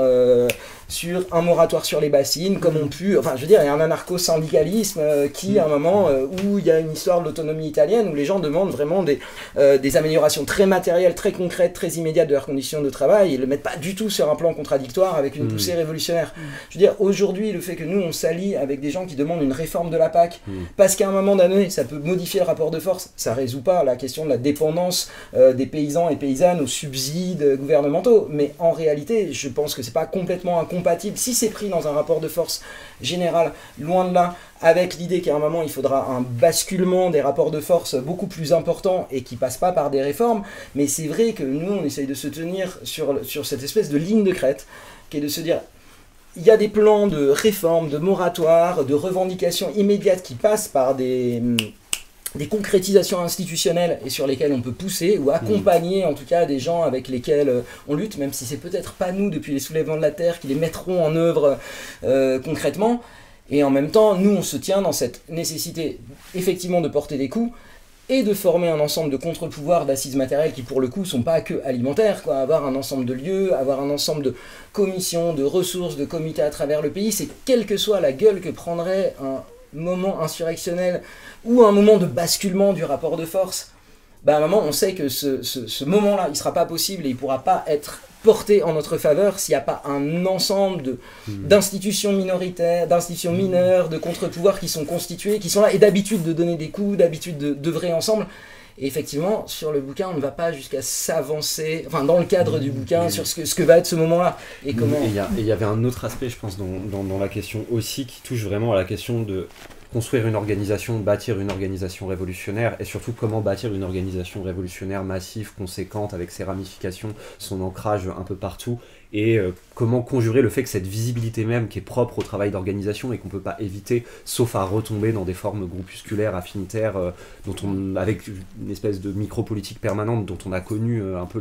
l'écueil et les limites, comment on fait pour faire ça et pas finir balayé hyper rapidement, et du coup comment on fait pour éviter la contre-révolution préventive soudaine où finalement on est sorti du bois hyper tôt et on dégomme et on se retrouve neutralisé. Et ça, j'ai l'impression qu'on est obligé d'œuvrer dans ce champ de tension là et dans cette contradiction paradoxale là, parce que il y a aussi toute une tendance dans les milieux révolutionnaires à se dire finalement c'est risqué, c'est pas le moment, dans un contexte d'hégémonie néofasciste grandissant, peut-être qu'en fait on est en train de sortir trop tôt, qu'il faudrait attendre, il y aura un soulèvement plus tard, est-ce qu'on va pas... Mais en fait on apprend à nager dans l'eau, quoi. Et du coup si notre prétention c'est de bâtir un réseau de résistance à l'échelle du pays, il faut bien nager, quoi. Il faut se jeter dedans et faire le pari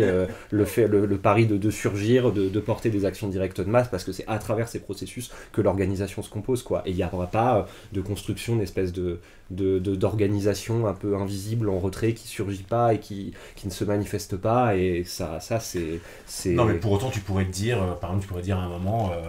il y a un certain type d'action qui amène trop de problèmes au vu de notre visibilité, et donc je parle en termes d'illégalité par exemple, on rétropédale un tout petit peu en attendant que, enfin c'est pas juste on sort ça, et on des court. ajustements tactiques permanents quoi. Et je pense qu'on a bien un peu montré que notre vision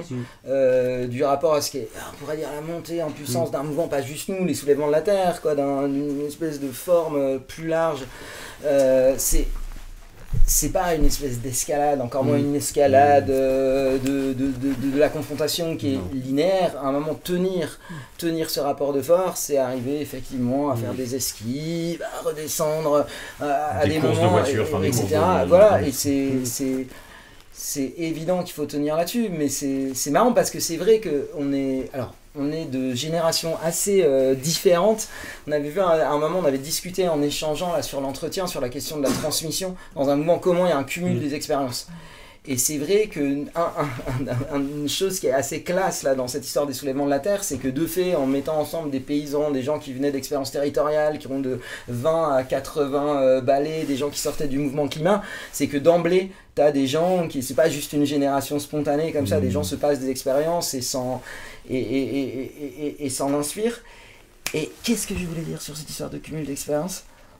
Comment la formalise à travers le processus d'organisation lui-même, quoi. Enfin, que ça fait partie des perspectives d'organisation. Enfin, c'est un objectif. Absolument perdu. Ouais. Bon, ça va te revenir. C'est l'âge. Quoi ? C'est l'âge. Parce que t'es trop vieux. C'est l'âge. Merde.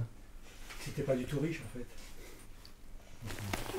Sinon, s'il y a une question, Ouais. si tu veux, peut-être ça te reviendra après. Oui, c'est pas grave. Peut-être que ça viendra. Je voulais en profiter pour vous poser une question parce que j'ai trouvé ça vraiment très inspirant. Très inspirant votre. Oui, ça t'est Non, vas-y, revenu, pose la question, je reviendrai là-dessus. Après, j'ai retrouvé, bien sûr. Bon, j'imagine que ça, et ce n'est pas du tout une objection, hein, que ça, je ne voudrais pas que ça paraisse comme une objection, mais ça a dû être questionné. Souvent, la question métropolitaine, au sens, bon, bah voilà, on a déjà beaucoup réfléchi à la question de la métropole, bah, c'est pas parce que c'est pas un milieu urbain que c'est pas métropolitain, etc. Mais tout de même, il y a les espaces métropolitains urbains denses dans lesquels on vit beaucoup plus quelque chose de l'ordre d'une décomposition, ça a été évoqué, du sujet ouvrier, etc. Ça ne veut pas dire qu'il n'y a pas autant de prolétaires qu'il y en a eu. Il y en a peut-être plus que jamais. Ubérisés ou disciplinés dans des entrepôts Amazon, etc., etc., etc., etc. Mais enfin, ça semble être assez indéniable qu'il y a quelque chose de l'ordre d'une sorte de décomposition de ce qui étaient les communautés prolétariennes. Bon, disons comme ça, avec des espaces plus ou moins ghettoisés, avec... etc., etc. Et tout ça, c'était... Puisqu'on a parlé aussi d'infrastructures, est-ce que ça vous semble judicieux de penser aussi à la question infrastructurelle des institutions qu'on peut appeler pastorales de l'État, qui sont en train d'imploser, tout ce qui était le monde assistentiel, l'hôpital, la psychiatrie, etc., etc., etc., qui faisaient tenir quelque chose comme bon, voilà, un corps social, avec des distributions de places, tout ça. Bon, ça, on le retrouve aussi dans ce que vous avez dit, hein, dans le monde des paysans. Hein. Mais là, on le voit aussi dans ces mondes-là. Et je pense que pour ceux qui habitent et qui intervenons, qui avons une certaine expérience d'intervention dans ces espaces-là, bon, ça nous questionne très fortement. Donc, est-ce que cette question-là, elle a fait l'objet aussi d'échanges, sans essayer de ressusciter de nouveaux sujets fantasmatiques qui seraient voilà, des leviers d'une nouvelle division du politique, etc., mais plutôt en termes de composition aussi dans ces espaces-là. Des compositions dans des espaces dits populaires dans le monde, voilà, quoi, qui subissent cette sorte de dépendance très forte à des infrastructures institutionnelles parce que le monde du travail est en train de foutre les camps dans des logiques d'ubérisation. Et ça, c'est pas un truc français. Hein. Moi, j'étais en Argentine il n'y a pas longtemps et la place grandissante, voire massive de la subjectivation narco, c'est aussi un peu quelque chose qui vient remplir un orphelinat de cette sorte de contrat social implicite qu'il y avait, bon, tout à fait exploité, mais tu as à peu près un projet de vie inscrit dans le corps de l'économie, et ça, c'est quelque chose qui n'est plus garanti du tout. Et donc là, cette question infrastructurelle-là, est-ce que se pose pour vous aussi dans ce qu'on appelle les quartiers populaires, etc., sont nécessairement convoqués la solution facile qui est la figure du racisé, je sais pas quoi, enfin cette sorte d'abstraction avec laquelle il n'y a pas vraiment prise non plus, quoi. Bon, voilà, c'était un peu mon observation et question en même temps.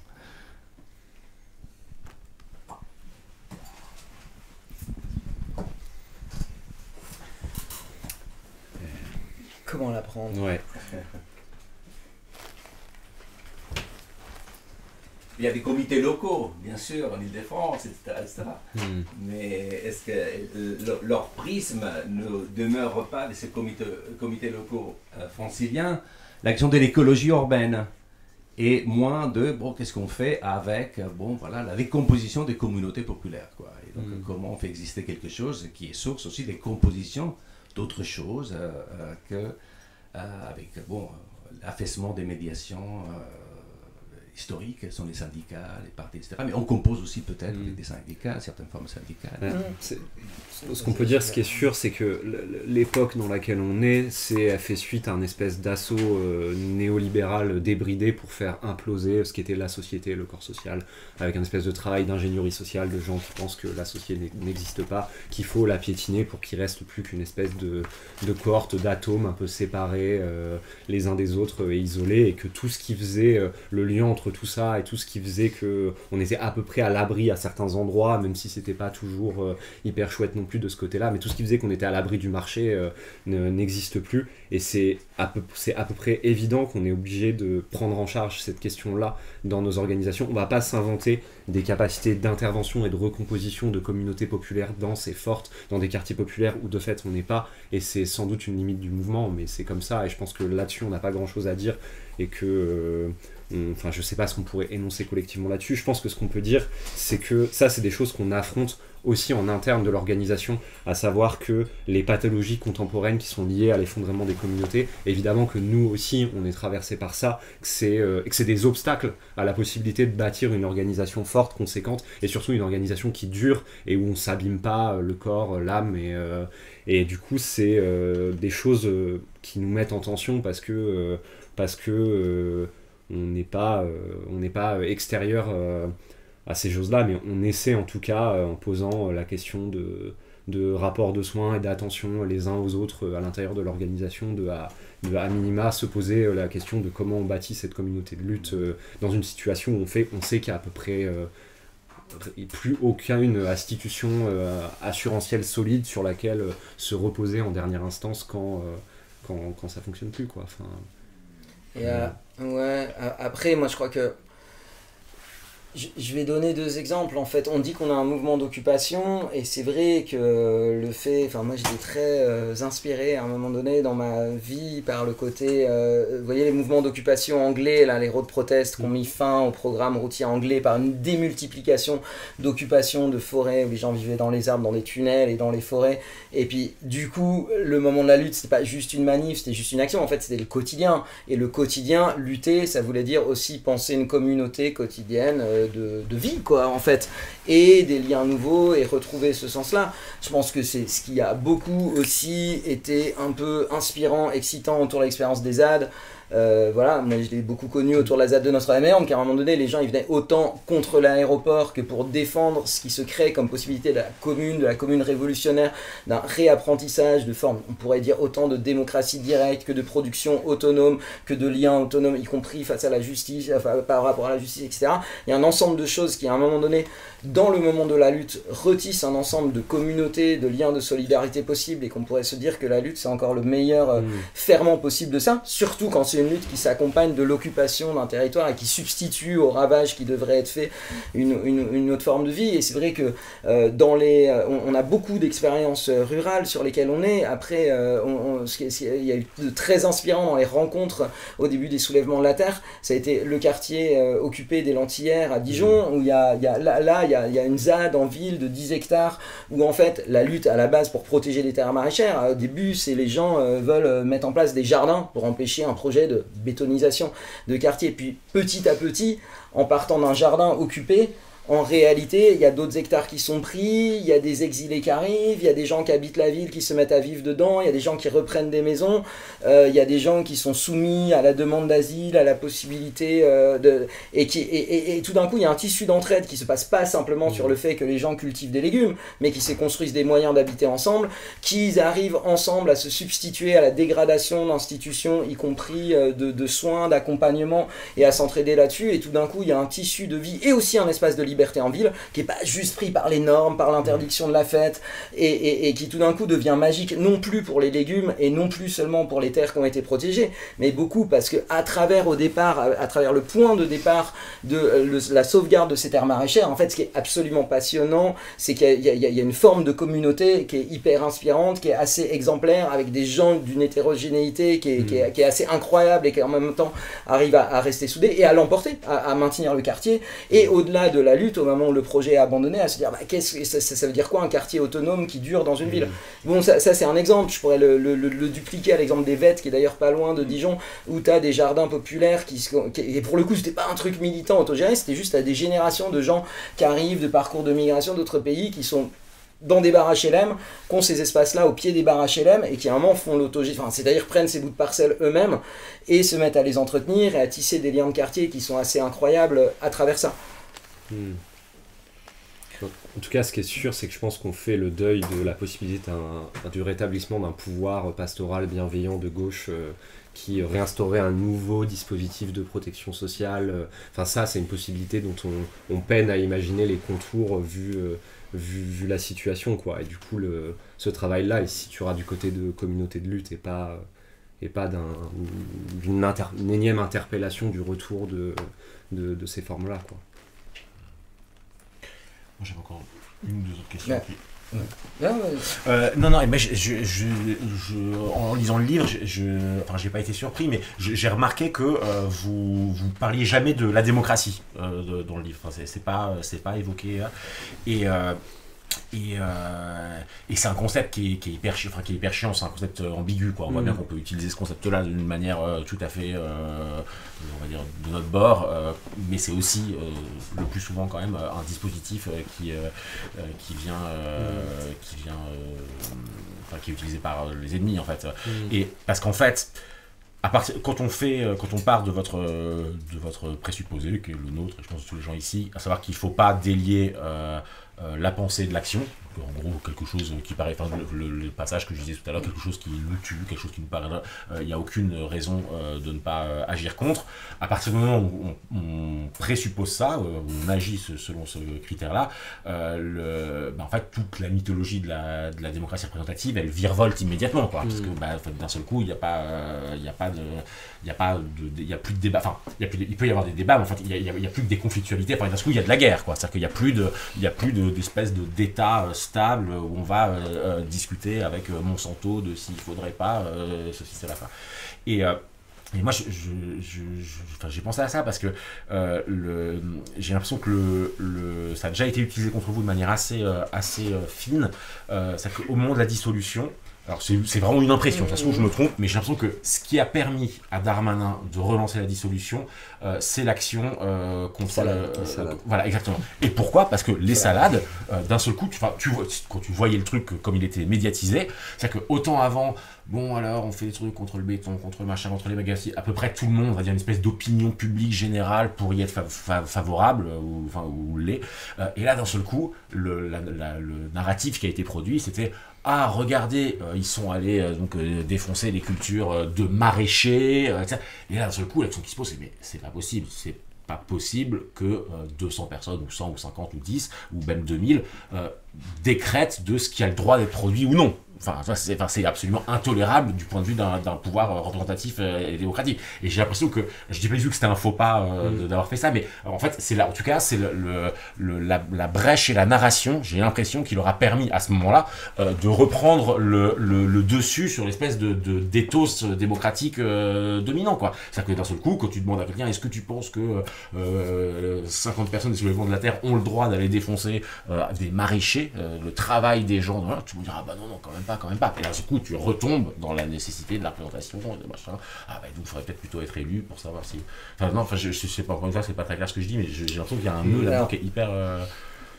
C'est bien que tu prennes cet exemple-là, je le dis sur les salades, parce que c'est quand même un grand mangé pendant 2 mois.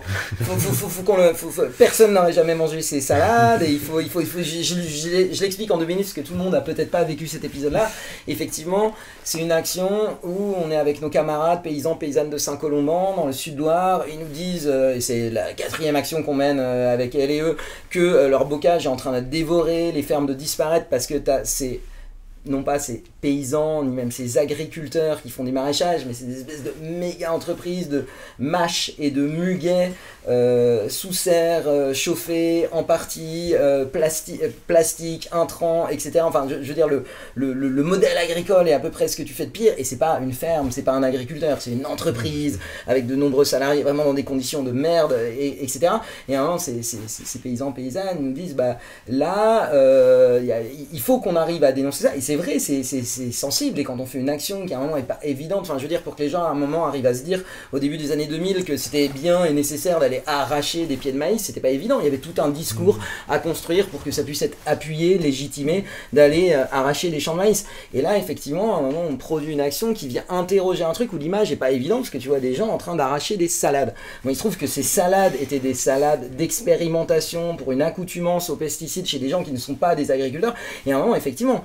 on est quand même sur un jeu effectivement de légitimation, on dira ce qu'on voudra de l'opinion publique, des médias, etc., pour que le gouvernement à un moment arrive à reprendre prise, ce qu'il a perdu par ailleurs après dans le cadre de la dissolution. Il a cherché à justifier la dissolution, ça s'est retourné contre lui, mais là il a trouvé une prise, et la FNS a trouvé une prise parce qu'il voulait créer l'histoire où tu avais un soi-disant agriculteur qui pleurait sur ses salades et qui disait « Ah, regardez ces gens qui attaquent les fermes ». Et effectivement, à un moment donné, dans toute action, il y a une attention à avoir, d'autant plus si c'est une action qui sort du caractère de l'évidence, qui s'aventure sur des terrains d'illégalité, qui prend des risques, que pour beaucoup de gens, c'est pas complètement évident en soi, l'action directe, en soi de créer des dommages, le respect de la propriété privée, le respect des plantes, enfin on peut... Et là, effectivement, on s'était mis sur un terrain qui n'était pas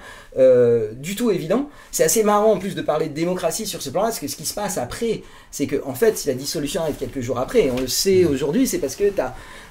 le président de la FNSEA qui interpelle directement le ministre et qui dit après les salades, à la suite de ça, et qui dit je veux la dissolution. Et ça montre quand même un certain état de la démocratie, vous voyez, de l'État FNSEA, à un moment de la courroie de transmission directe d'un organisme qui est une structure autant patronale que syndicale et qui à un moment peut dicter quelque chose à l'État, qui l'arrangeait bien parce qu'effectivement il avait retrouvé une prise sur la question de la compréhension d'une histoire. Parce qu'il a perçu que c'était l'élément affectif qui pouvait fonctionner. Ce truc de... Complètement. Et je pense que nous, clairement, c'est pas qu'on a... Alors là, on reparle de démocratie. Je pense qu'à un moment, qu'il y ait des minorités agissantes qui puissent porter des trucs qui sont pas évidents et que tu portes depuis un endroit où tu te dis pas que l'ensemble des gens, ni la majorité des gens est déjà convaincu de ça. Je crois absolument que ce soit nécessaire. J'en sais rien. Si on n'avait pas défendu avec des barricades le bocage de Notre-Dame-des-Landes en 2012, et je pense pas que l'ensemble des gens à ce moment-là se disaient il faut faire des barricades et balancer des trucs sur les flics pour défendre l'État. Et en même temps, il y a des fois, depuis une situation où tu es agi depuis un plan minoritaire, il y a quelque chose qui peut devenir, qui peut se massifier dans la compréhension et qui est tout à fait évident. Et moi je pense qu'effectivement on est dans une situation où on pense qu'il faut oser des choses et qu'immédiatement, y compris pour neutraliser les possibles effets répressifs, il faut donner le soin, mais un soin immense, autant à faire l'action en elle-même qu'à l'expliciter, et à trouver à chaque fois que tu fais un geste de plus le soutien nécessaire qui fait que tu bloques la possibilité de prise pour t'anéantir derrière. Très clairement, le moment un peu magique où on débâche la première bassine de Grand-Chamant collectivement, avec la Confédération paysanne, des masqués qui démontent la pompe, des gens masqués qui foutent le feu à la bassine, qui mettent des coups de cutter, une espèce d'énorme fête dedans, on sait que là on avait mis le pied à un endroit qui était sensibles, potentiellement, sur lesquels on pouvait nous attaquer très fortement. Il y a autant l'action en elle-même qui compte à ce moment-là que le fait que 10 jours plus tard, il y a une tribune dans Le Monde. Pareil, ok, c'est les médias, c'est l'opinion, on fera ce qu'on voudra, mais en réalité, le fait qu'à un moment donné, 10 jours après une action comme ça, qui ose quelque chose, il y a un arc politique très très très large dont, je sais pas, le secrétaire département, le porte-parole national de la CGT, y compris des élus, y compris des gens de tout un tas d'assauts qui ne sont pas du tout dans l'action illégale, mais qui disent ok, on n'était peut-être pas là, on n'aurait peut-être pas fait ça nous-mêmes. En vrai, vu la situation, l'accaparement de l'eau, c'est absolument nécessaire de faire une action comme ça, et on comprend les gens qui l'ont fait. C'est un travail que je pense, si on pas se retrouver à un moment isolé, coupé d'un mouvement, coupé d'un appui, coupé d'une assise, je pense que tu peux pas négliger ça à aucun moment. C'est désactiver l'opération que l'État va mettre en œuvre préventivement. Et après... Après, c'est marrant sur la question aussi de la démocratie et de la décision, parce que toute la partie bâtir une organisation essaye de penser, de naviguer à travers ça, de naviguer à travers le fait que Nous, on est héritier d'une espèce d'histoire du XXe siècle, des révolutions, des tentatives. On reprend un moment ce que dit Rodrigo Nunes là-dessus dans un bouquin qu'il a sorti récemment et qui dit « Ah, voilà, on est héritier, la gauche, d'une espèce de double nostalgie ou de double trauma qui est le modèle 1917. On voit bien que l'avant-garde, le déterminisme historique, voilà, la prise de pouvoir telle que était celle des États communistes a failli, que le modèle 68, complètement l'éclatement du sujet révolutionnaire, le côté moléculaire, anti-autoritaire, on s'est perdu dans le tournant libéral des années 80. On a une grande peur de la dégénérescence bureaucratique des organisations, de leur dégénérescence autoritaire, réformiste, etc. On voit bien qu'elles sont complètement sclérosées. En fait, nous, on a grandi quand même dans une défiance des organisations politiques instituées et de les trouver aussi assez ennuyeuses en réalité. Et en même temps, on a mené tout un tas d'expériences, on se disait la capacité extensive d'action, d'agir au niveau macro, vu qu'il est un peu perdu, on avait des expériences très intenses, de prise de rue, de squat, enfin de zones autonomes temporaires, etc. Et à un moment, tu vois bien que si tu veux un espèce de plan un peu consistant, tu peux vivre des choses qui sont absolument passionnantes et formatrices à travers ça, mais qu'elles ne sont pas suffisantes. Et la partie bâtir une organisation, c'est se dire aussi comment on jongle entre maintenir cette attention à la dégénérescence bureaucratique des organisations, garder ce côté un peu éclaté, changer le monde sans prendre le pouvoir, etc. Et en même temps se donner des moyens assez consistants de s'organiser, qui sont autre chose qu'une espèce de pur fantasme assembléiste, qui veut dire avoir des rôles formalisés, avoir une espèce d'éthique de la décision, où à un moment tu te dis, c'est pas juste des gens rassemblés qui vont permettre de prendre une décision juste, il faut remettre la décision aux gens qui vont en porter les conséquences, aux luttes locales en premier lieu, et qui est aussi de formaliser un certain nombre de champs de pouvoir, qui est pas juste un fantasme de l'absence du pouvoir, qui est pas juste un fantasme de l'horizontalité, et ça c'est des sujets sensibles. Je veux dire, on a grandi aussi dans les expériences politiques, verticalité, tout ça, ça fait très peur. Et en fait, en vrai, on n'en veut pas. On n'est pas dans un livre où tout d'un coup on dit « Ah oui, vous allez découvrir qu'en fait on était léninistes et qu'on rêve de verticalité ». C'est pas du tout ça. Mais on dit par contre une certaine manière de concevoir l'horizontalité dans nos mouvements, à un moment est insuffisante si elle est éparpillement, si elle est renouvellement constant des expériences, s'il n'y a pas un cumul, s'il n'y a pas des rôles clairs. Et nous, on essaie de naviguer à travers ça en se disant que, effectivement, toute expérience un peu conséquente aujourd'hui de penser un plan révolutionnaire, ça veut quand même dire se poser ces questions-là de manière un peu forte et peut-être bouger un peu, des manières un peu sclérosées qu'on pouvait avoir de les prendre ces dernières décennies.